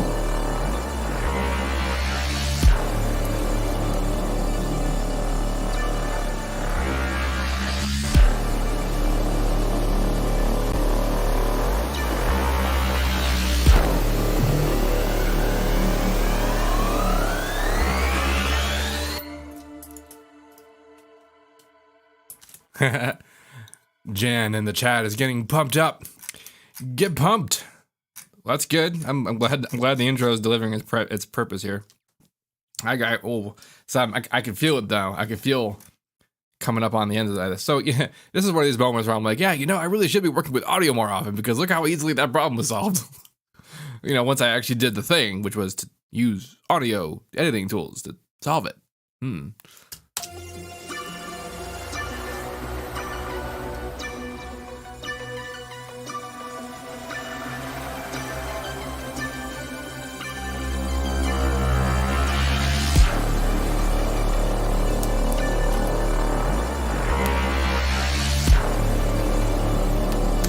The instrumentalist's curse.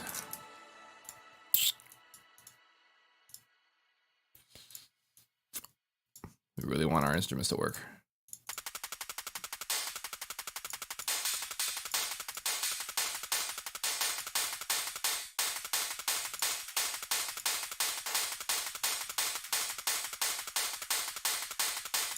See, that feels really loud by itself, but when I know it comes here, I'll be able to hear it. Okay, we can hear that one really well. Jesus Christ. Okay, so it's everything else but these guys that are too quiet.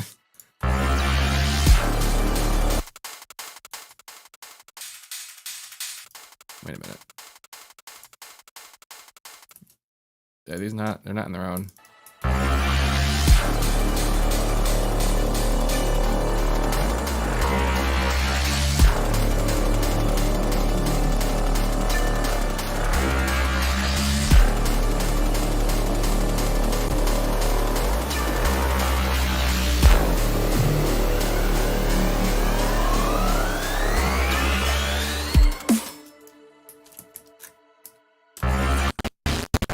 What the ass? What could possibly have been that big a CPU load? I barely have anything happening anymore. Like, you're not on. Oh, this thing, I guess. Which, to be fair, is yet another big old thing of thang. So, like, my life.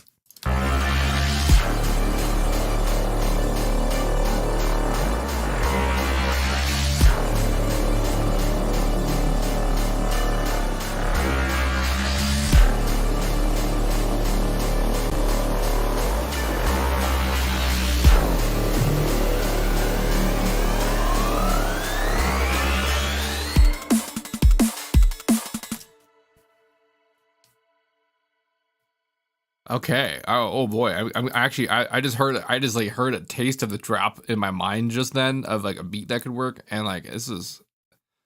I'm willing to work this one up there if it can get to that. I'm giving that. I'm working. I'm gonna have to get like drum fills and shit in here like to come up on. But then okay, so you know something? I actually think I have to force a bit into the drop before I can do that because I have to more finish up the main kit. I think I got my theme though. I think I have like we have our kind of theme. We have at least the notes. We have some notes. This doesn't really go anywhere. I wonder if I can adjust that a bit. But we have this like kind of thing going on, and like all right, there's some rhythms. Pixie Wrangler is correct in the chat about what CPU we're rocking. He would know. He gave it to me. Cool.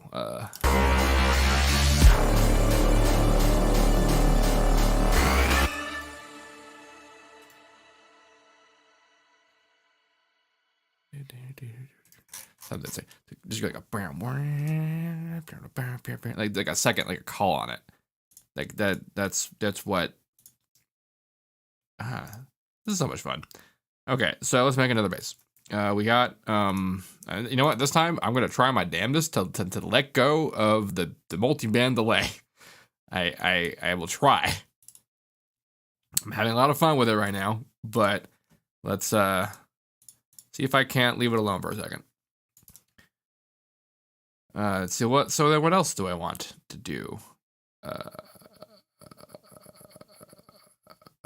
thought about a Reese. I'm gonna preemptively attach my X and my Y to my mod and my character. I don't have. There we go.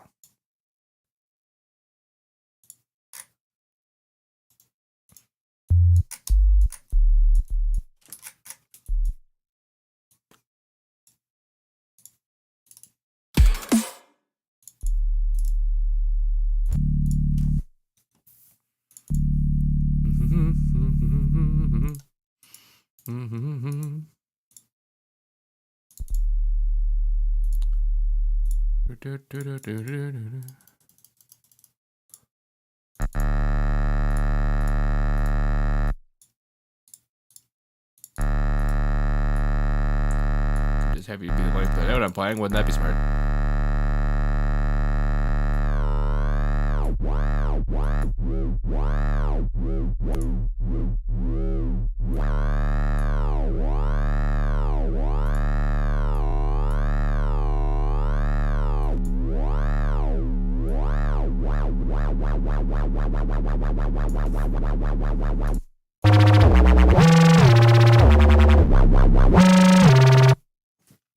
extremely old-fashioned, Reese.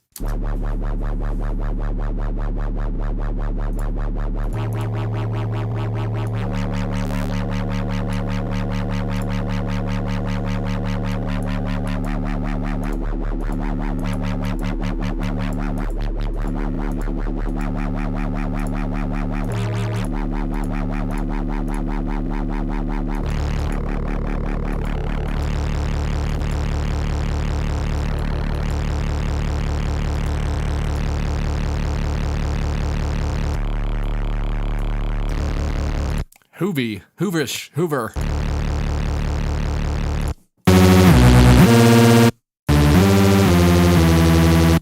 Okay, that wasn't even kind of my plan to go here, but I heard it. Now it's happening. So this might not even be like a, like I was planning on making the first like sort of mainish base, but this I think actually might be better as a fill. Like the one that carries, yeah, this.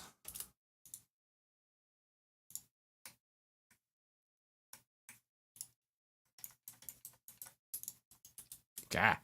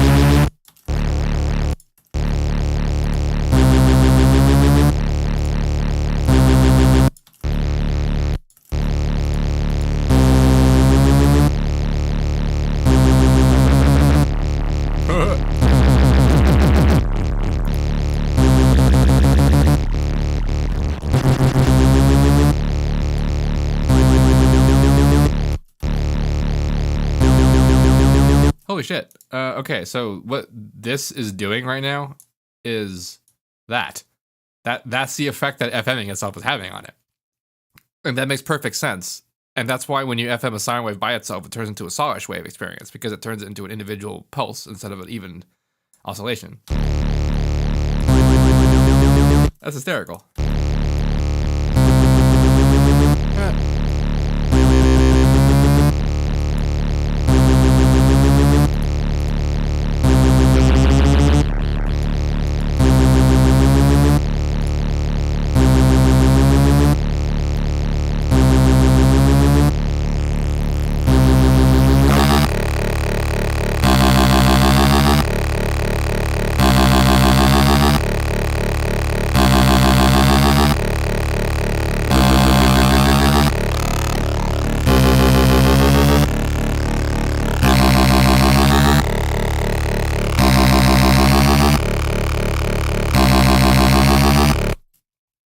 I do want that first hit to be a hit. Like, this thing is basically only going to be this.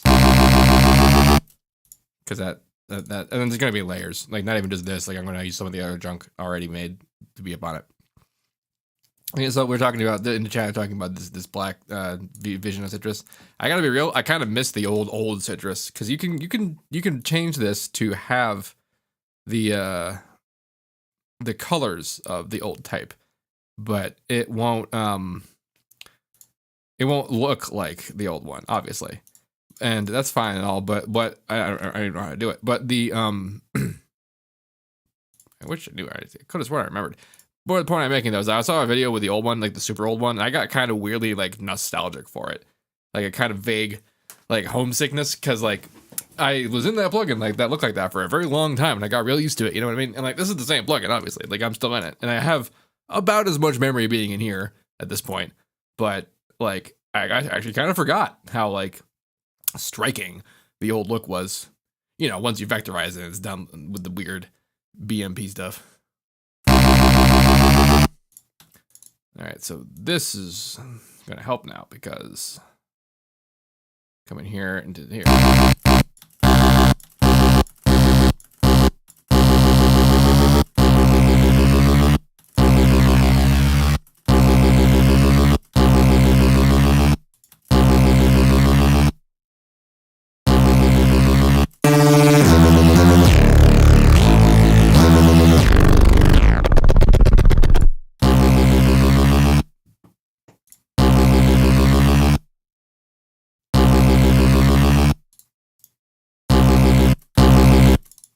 I still haven't actually made any changes. Actually, you know what?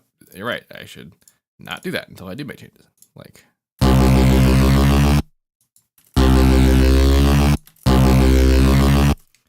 actually, you know what would be fun? This thing.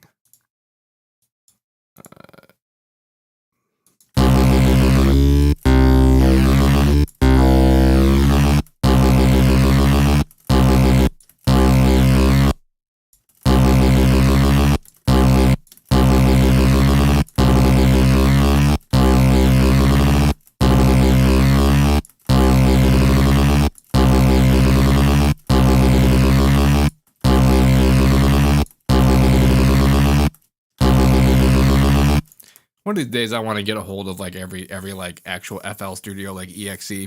Like there was a guy a long time ago that installed every version of Windows on his machine at once, like from 3.1 onward, and like the later versions of Windows, like he was still able to open up like the OG like apps from the 3.1 install, and it actually still worked on the same computer. And like I kind of wonder if I walk through all of the FL installs, what that'd be like.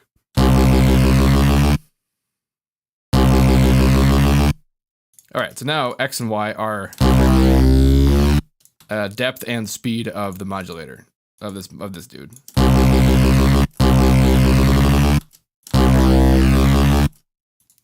Which will come in handy for automating things later. And also come in handy for when I clone this and make some changes to it, but also still have the control and I'll have to manually redo that because I did that before I cloned it. Yes! Smartness!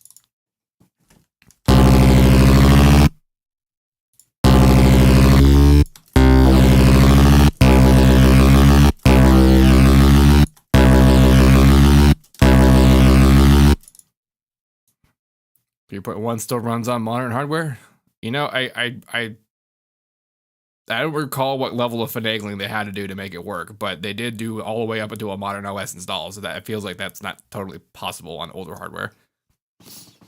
FL3 still works on Windows 11. FL3 is my actual first FL. I didn't use it when FL was just a sequencer and it was a plugin for other DAWs. I didn't use it in whatever version in between that. And honestly, I used FL3 because that was the pirated version my high school had available for their computer lab. But FL4 was already out at the time.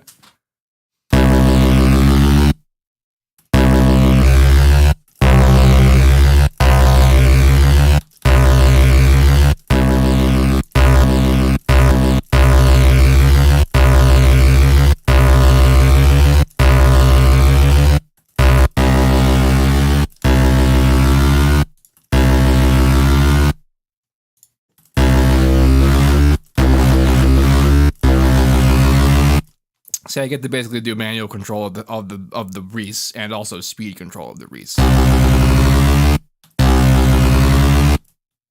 which is great because it all changed based on.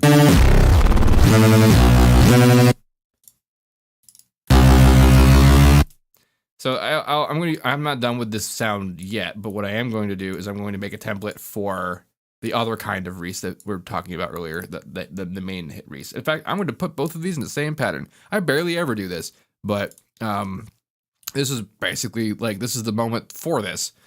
I'm going to do that because it's going to be call and responsey shit, and I'm going to put it in the pattern. And then I'm going to cut it up and make them unique and have their own patterns later, but for this test right now, same pattern. It's definitely going to happen. Please make a burr.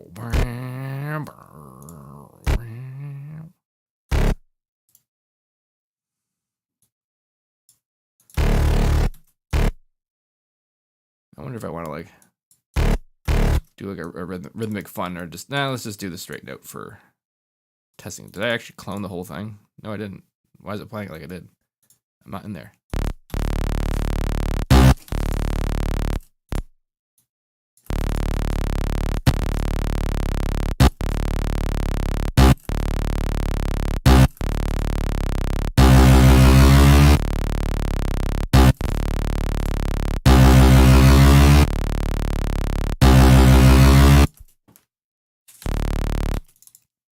When I first started using FL, people were talking about like their workflows and writing and how they use their patterns. And I used to write whole songs in patterns.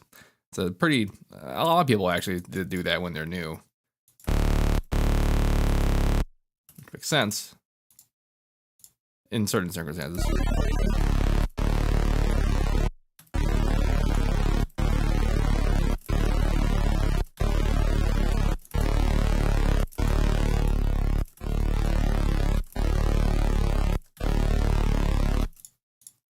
It already weirdly sounds growly, even though I straight up didn't do anything to it.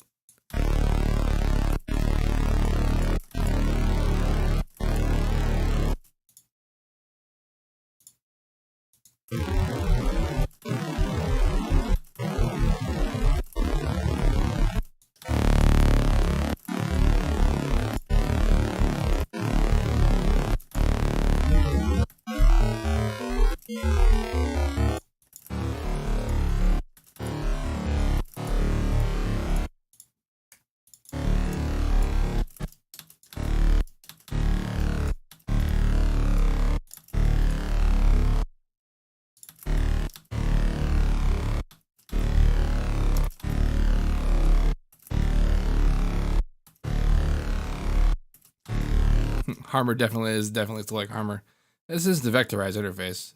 They took a while for them to make this one. They made the citrus one first.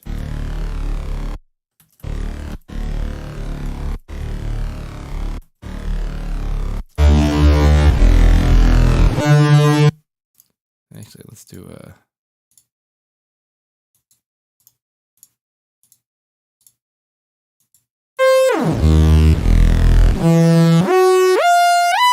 Hey, I made a trumpet.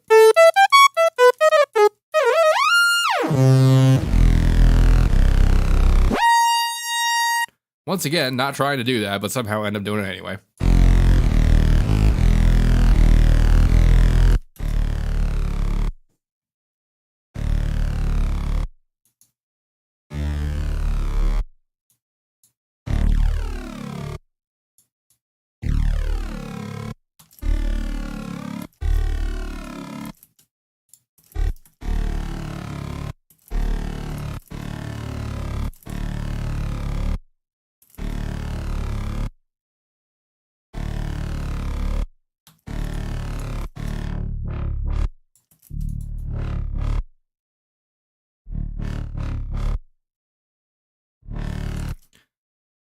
This is going to be a set state track, a set state parameter, but I do want to control it because that is a fun little.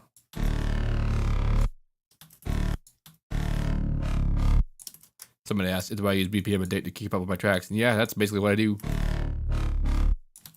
I don't name things until they're done. Or until I have a, name. Unless I start with a concept and I'm like, yeah, we're doing a thing, let's call this. But that's a very rare thing. Pardon me while I stretch my arms. Yeah. There we go. Cracking shit up. Oh my god. Oh, I bet you heard that. All right. Let's I'm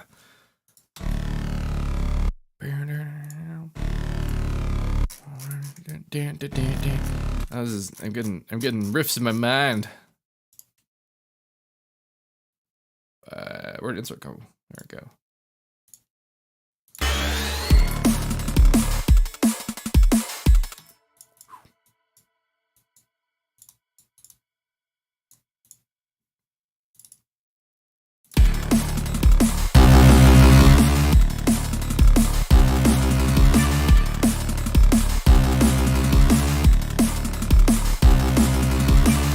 This is gonna work. I'm surprised by how functional these plans of mine are. I should beef and beef in this one though.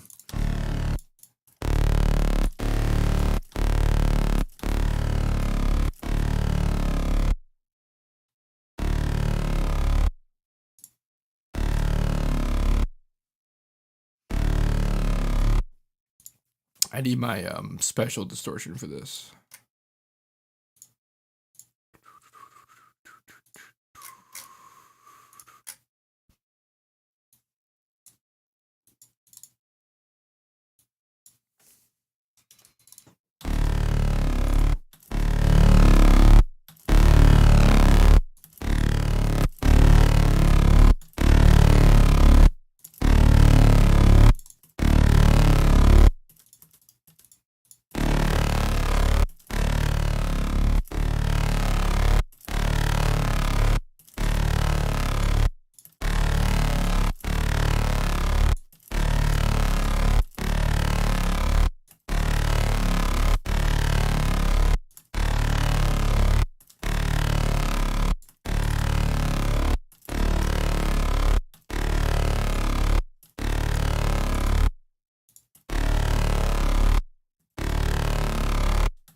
All right. So let's talk about what's happening here. So when I was putting this on before I put this guy out here, my thought in my brain was it needs to be saturated. Like I need to distort it, but it is a very delicate sound that's happening, and the delicacy of it is in its air and width, which are a direct property of how like loud they are relative to the main sort of like center force of it. And when that happens, that's how I know I want to mid-side distort something. And what this patcher that you could have inside patcher, PS. This is what this whole thing is that the sound comes in and is split mid-side. So this is the mid, this is the side. So mono and stereo essentially. And then this is distortion, but it's phase canceled against itself. And then run up against an unphased original undistorted signal when combined adds together to form what would have come out of here, but now we can EQ the distortion separate, as in we can change the EQ on only what the distortion adds to the signal. And also there's one of those for the side, for the stereo. So that's what this quote unquote special distortion is about. I am distorting the mid and the side separately, and I get to EQ the mid and side distortion separately. So that's what that is.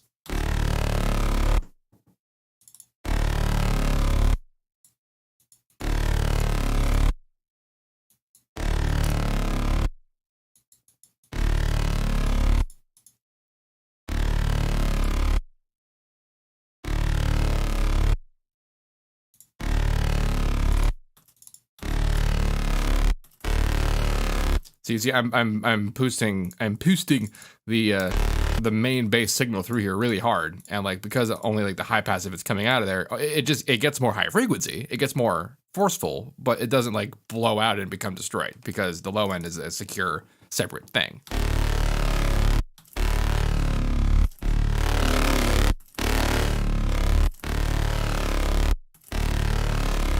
And as far as I know how high to go up is, do it by ear, but I'm also looking up here. Like if you observe up in the top here where this playback section is, we can see some important level things happening. Like that hole in the up top of what every single signal hardware ever generates. I want the distortion basically to fix that.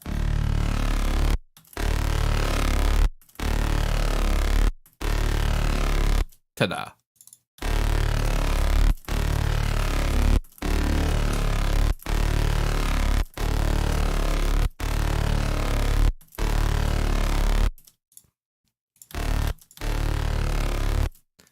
Now, that's going through and that's being distorted, and I wanted some air in this. I'm not going to use that, but what I am going to do is I'm going to put the undistorted signal into the reverb.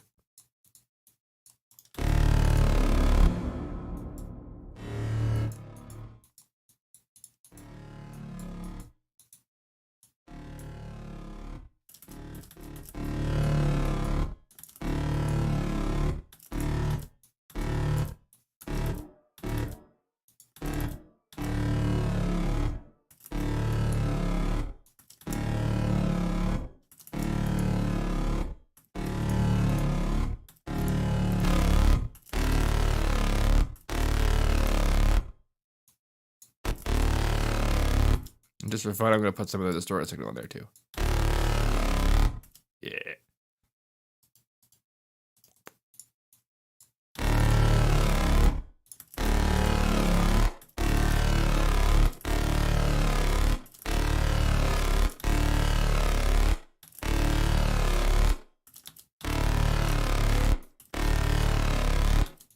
Sick.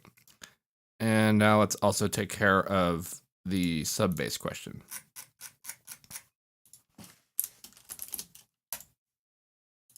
Not what I meant. There you go.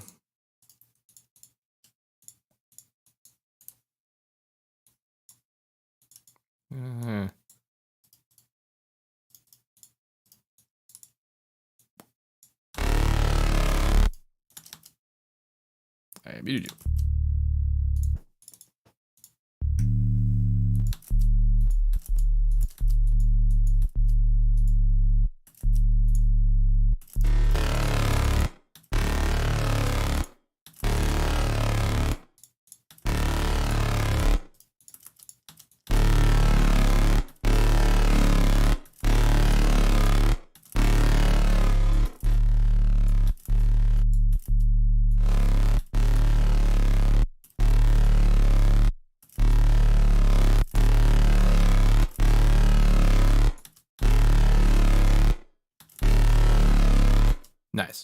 And now I'm going to compress the air and the main Reese together, but not the sub. I was just saying that, but you know, I'm probably going to put the sub in that channel too, but it's also going to go out.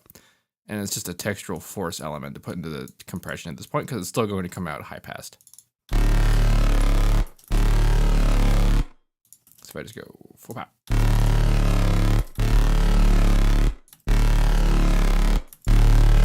I want the high pass to happen after the fact, so it has to.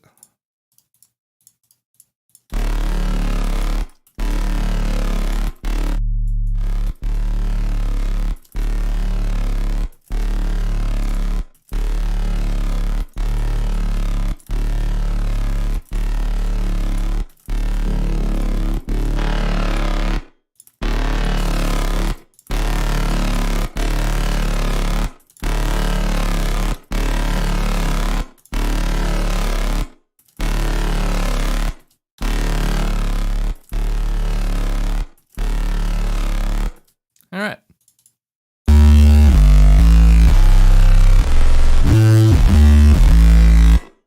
That's actually something we can do into here, is that we don't really need to have high notes for bass, because when it gets high enough, the high pass takes over and the actual bass can have bass. So basically an octave up, it can start to really.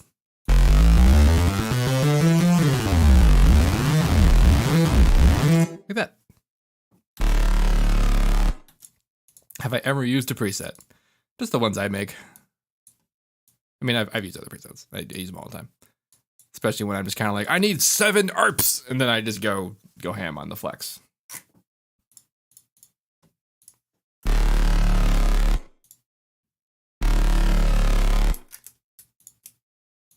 All right.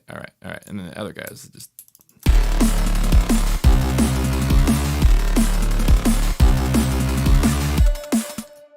There's at least 2. Yeah, okay, so we brought up bass antics. And here's something fun about bass antics. I had just learned how to do FM-based stuff, but I hadn't learned anything about Harmor. I only knew how to do bass resampling. That was the only thing I knew how to do in Harmor. But synthesis-wise, nothing. So, like, I very commonly would joke about how I didn't know how to do supersaws. And that wasn't really a joke. That was actual reality. Like, I wasn't good at that kind of thing back then. So I used the hell out of some bass antics presets. And also, Toxic Biohazard. Do you even know or remember what that is? Like, I have to go in here and get it because I'm pretty sure I got rid of it. Where even is it? Like, it's a post. Like, Citrus already existed. And is it a Max plugin? I think it might be a Max plugin. It's not in the list. I don't know where it is. Maybe it might actually be in here. Maybe it's in here. Nope. I don't know where it is. Anyway. Well, it's not an effects plugin, someone points out. Good point. Well, actually, it should still. Right? Yep, there it is. Yeah. Open yourself. Cool. This thing. This is just Citrus. This is just worse Citrus. Like, it barely has. It doesn't really I can't think of a single thing. It even has the dumbass TX waveforms like FM8 does. Like, this is basically trying to get FM8 people to look at Citrus. Because this is, like, terrible. This thing, but at the same time, though, it had, let's actually see if I can find them. Oh my god. I forgot they changed. There's a, I used the Supersaw preset in here, like, for Supersaws, because it made really dope sounding Supersaws, and I have no idea what it was called. I'm realizing I don't remember any of these. I don't remember a single one of these. Like, but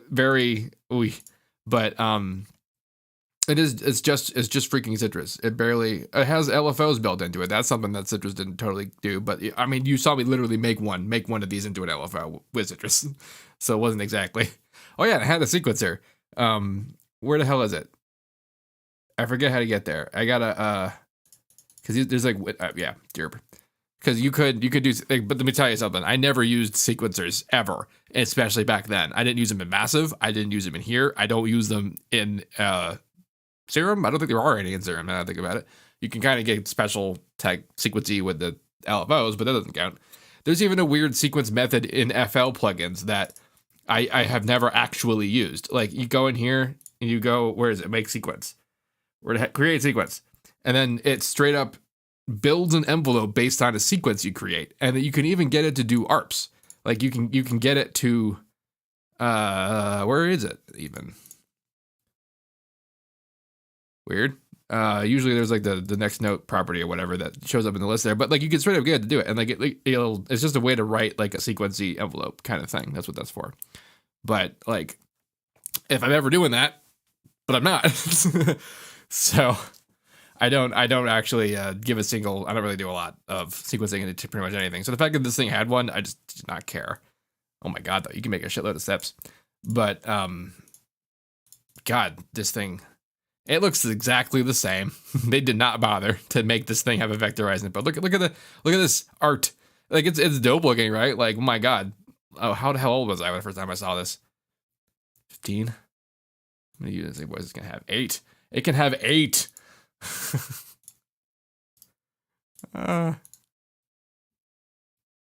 Anyway.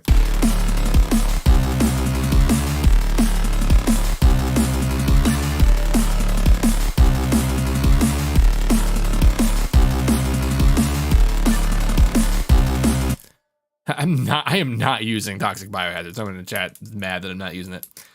All right, let's get my automations out for this. We need, there's 2 sounds in here. You know, let's do exactly what I said I was gonna do and separate our patterns because they can.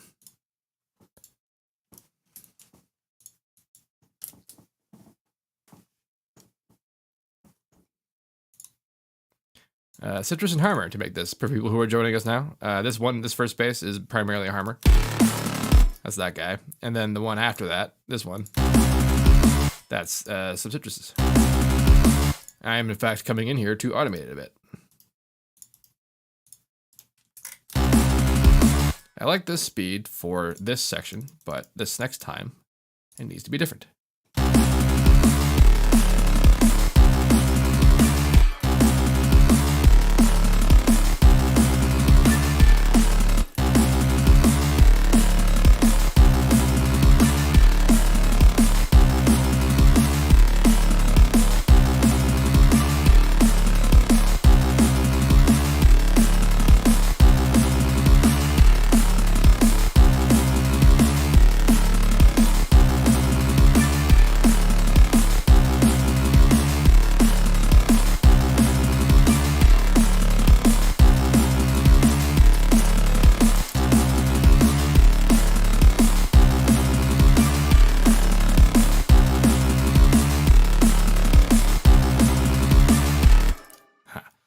I just did some serious little finagling on the position. Did you see me just type in a freaking 0.01 increase, like 2.0? What even is that? A 2% increase in the value of this thing just so I can get that timing of the LFO to work? I have striven. Is that a word? Striven?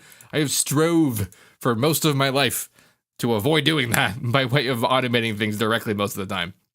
Oh, because it feels a little That feels like it shouldn't have been that much work, but at the same time, I also was surprised by how like not quite as much work as that sort of probably should have been.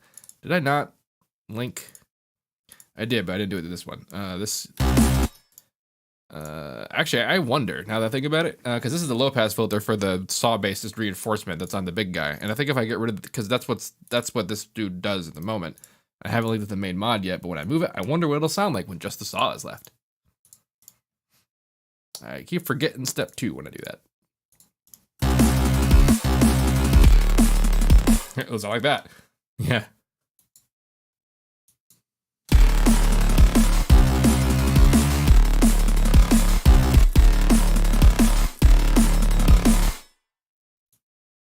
I wonder if I even wanna.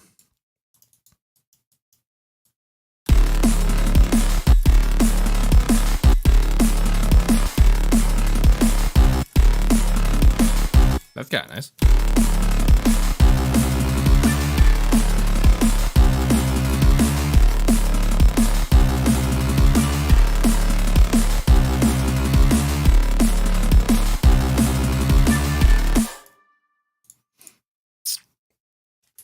No, but what do I want to do when it comes back around again? So let's see, because this is gonna be strange for me to answer this question this way. But I'm thinking, okay, this is gonna go and it's gonna progress, but it has to progress a certain way. And how is it? It's gotta progress the way that makes sense with the intro. Watch me forget to unmute myself again.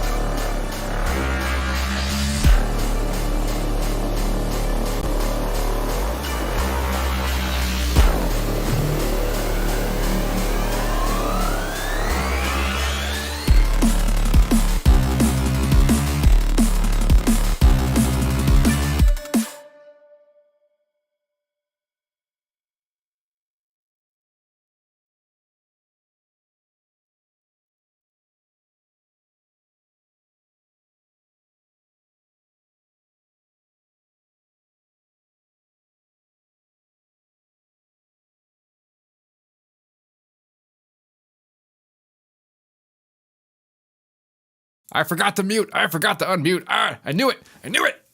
At least someone told me fast enough this time, and I got it.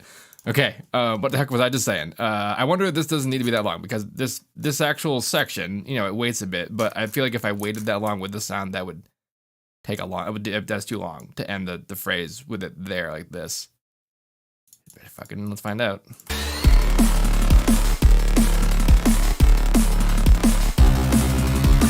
Something could happen that could be a note that's not this. Oi. But that is what this has to be there, and it has to be only for that. Oh my gosh. It's amazing how little room I have there. This is already unique. I think I know what to do here. I'm going to let this do its dealy, and then I'm going to insert melee over here. This might not work at all. Let's find out.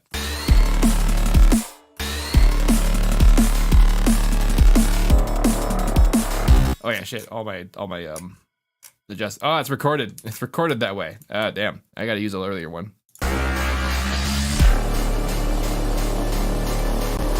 No, I gotta use the original guy. This audio recording isn't gonna work. Okay, wow. And the CPU basically just warned me what's going to happen when I do that. Cool.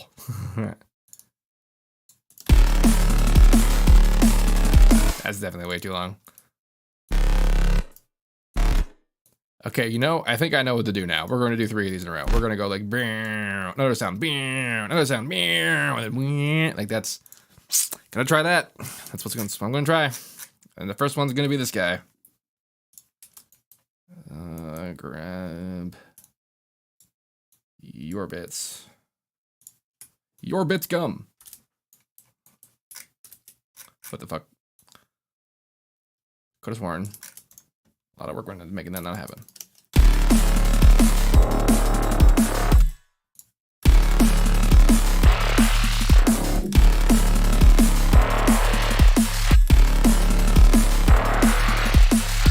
That's kind of fun, actually. Make you unique, why don't I?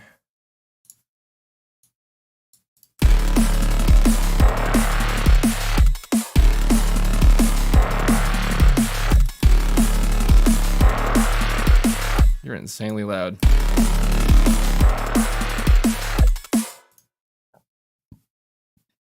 Well, you know, how irresponsible would this be? Because this thing is the one that's carrying the sub right now. And there's only one of them, and this one doesn't have one. And I don't think it's even full power bass. Oh, it totally is. That's a problem. All right.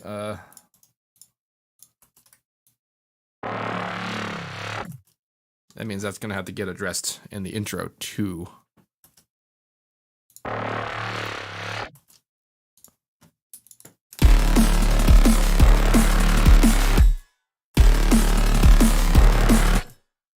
guess I could come down. Huh. Yeah, and then like a third. Dare I? Let's leave that alone for now. Let's do a third. Like, you know, I'm even gonna twice in a row. Well, this is a new thingy, so let's just, there you go. And then be different. Well, you don't really go anywhere, do you? All right. Now, oh, I know what third thing. I know exactly what third thing. This thing. Oh, exact. I'm so glad I leave this thing here. All right. Do you guys remember this? Y'all who just showed up aren't going to remember this, but here comes this. What even channel are you in? 32.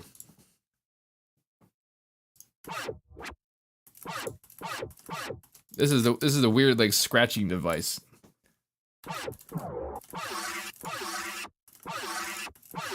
It doesn't really do notes.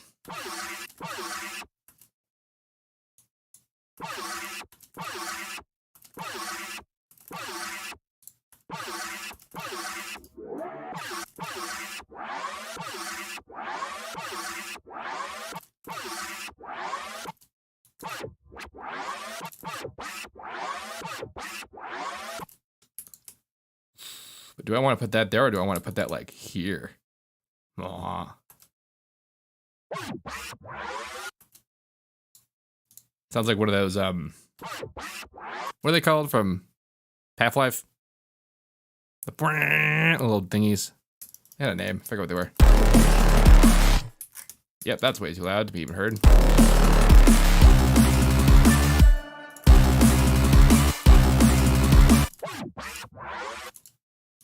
Oh, what kind of work did I do on you? None. All right, that explains why you're so uncompetitive.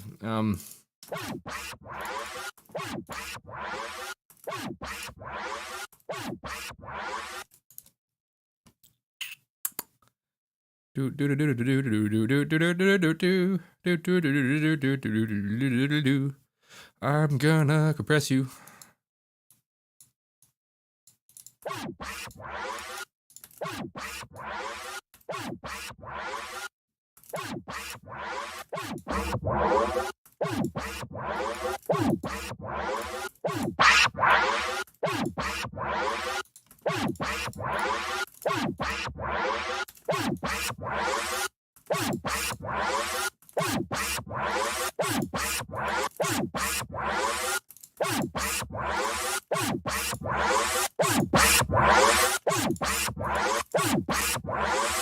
A little better. It's been OT'd. OTD'd. ODT'd. Well, that could be, you know what? Y'all ever seen this manipulator from Infected Mushrooms Polyverse stuff? This is a fun thing.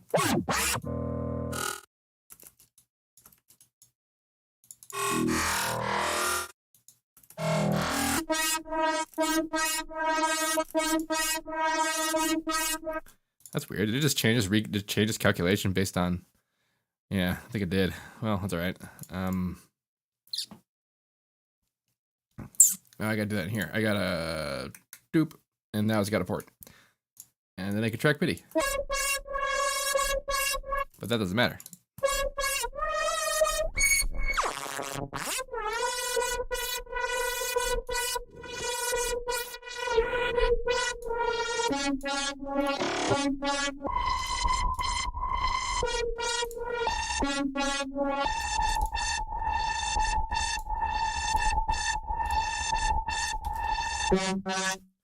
I'm trying to remember how to make it be MIDI. Here we go.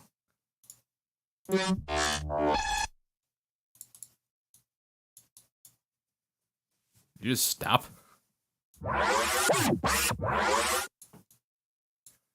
Why hast thou ceased?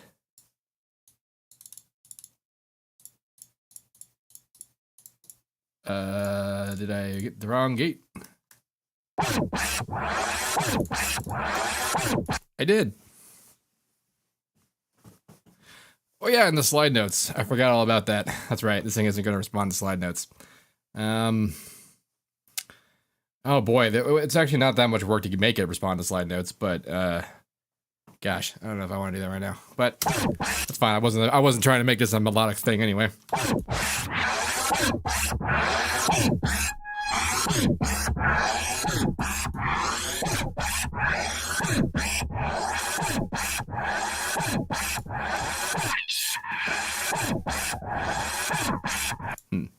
Well, think on this for a second while I go to the bathroom. I'll be right back.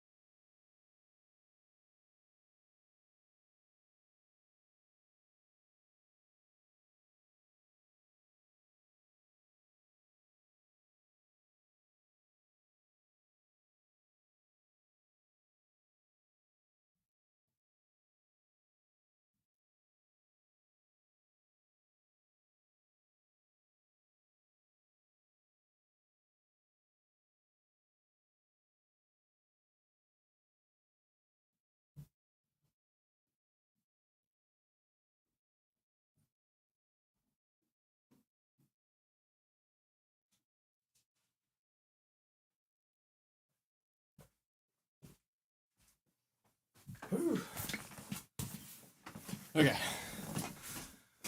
It is 10 o'clock. I did not realize it was this late. But yeah, let's button this dude up and then we'll call it a day.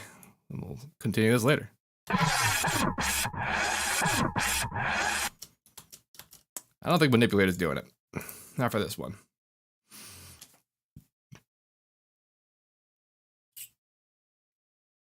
Oh, you know what? No, don't want to do that either. But I do want the thing that's not on this list because I didn't put it in there. It's going to be in here. Wait, why isn't it? The vocoder. Yeah, you. So you got a picture.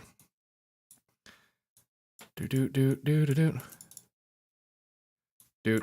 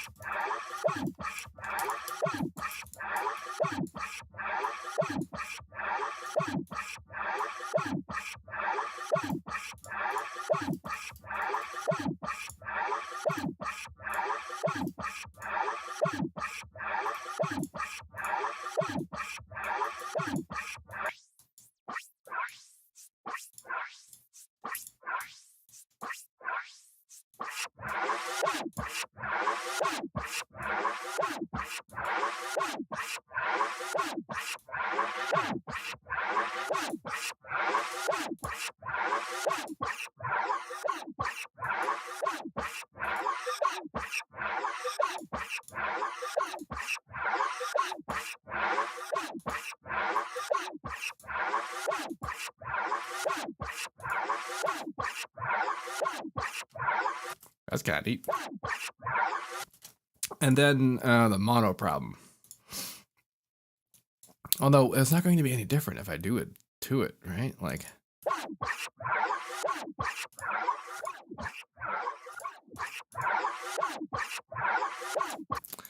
Well, we can always faux stereo.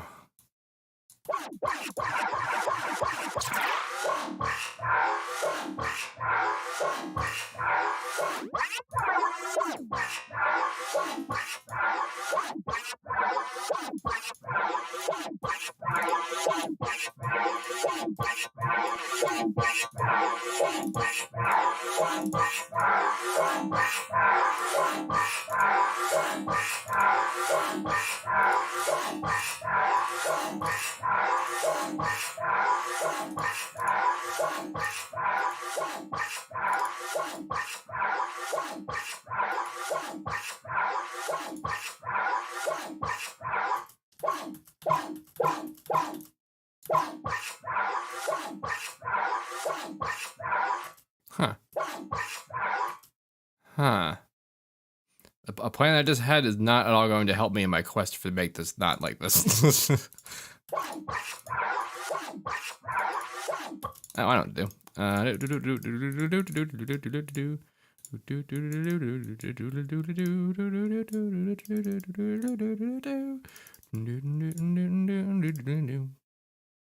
That's not going to be as fast as doing this.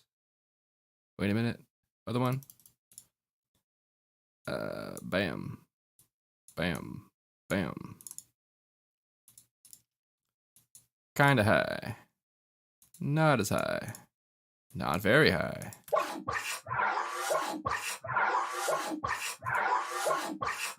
Sick.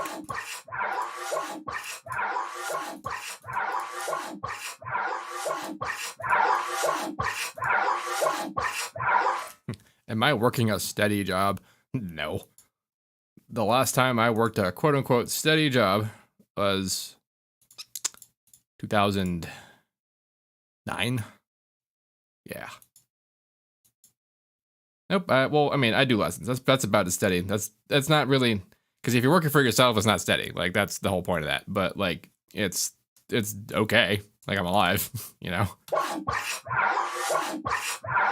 So this is not supposed to be a note. I wonder if I can make it higher.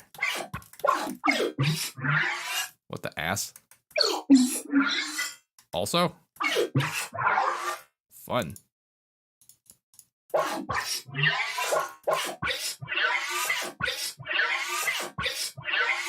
Christ, I might have to layer that with like 2 of these. Every configuration of this is cool. So you know what? I am going to do that, but instead of doing that, I'm going to do...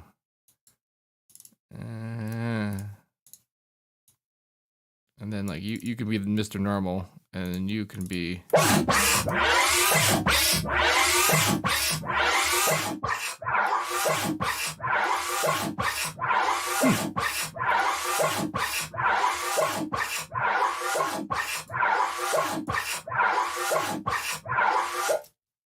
What are my lesson prices? Somebody in chat asked. My the way it's $50 for the first lesson, and then the next 50 gets you 2 lessons, and then the next 50 gets you 3 lessons. The idea being that if you are just after like, you know, one stop, like how do I make the sound kind of thing, like those don't like pile up on not being very expensive lessons. But then also if you want to be like, I want to learn everything there is about synthesis, and it's going to take like 20 lessons, then it cannot be like, you know, $1 billion. So that's the way that's supposed to work at the moment. However, scheduling is not online. I'm trying to make an automated version of that. I do have an assistant, like a person who helps me with it, but even with that, it gets to be like difficult for me to manage. It's not even that many students, but seriously, like it becomes more than 3, and it's an issue for me. So that I'm very trying to work that, because it is where all the money I have comes from.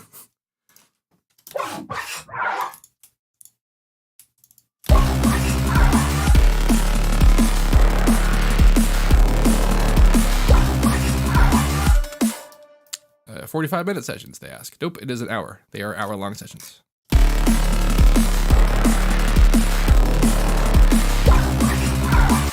You know, I'm just going to make this an octave higher.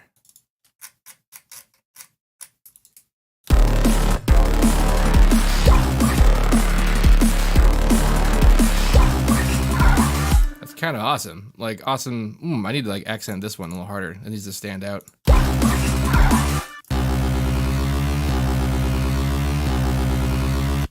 What am I teaching? Somebody else in the chat asks. Anything, every topic I've ever covered in any video I've ever covered.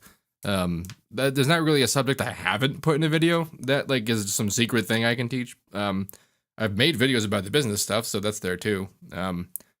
Yeah, pretty much whatever you've ever heard me talk about.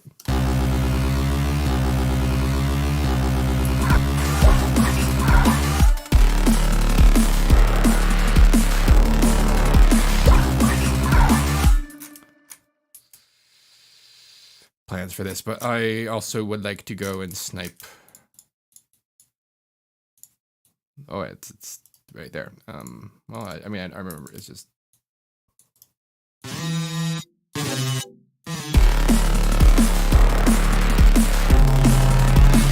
Oops, I did it to the wrong one. I forgot to make unique. What? Why are they both 12? Oh yeah. Wait a minute.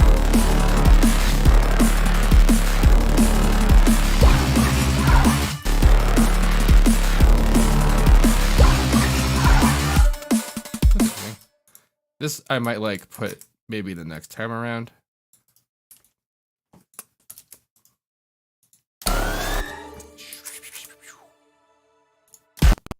Oh my god, really? Really? This? I mean, it's kind of a lot.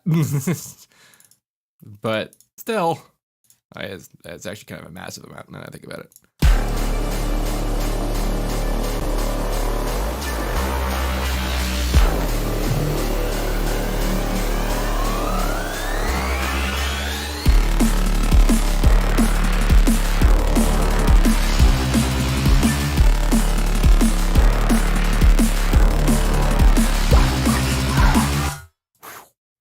That is a mess. That is a messy mess. That is a mess. That mess is a big mess, but I can hear like 2% of a chance for something that can flow out of this.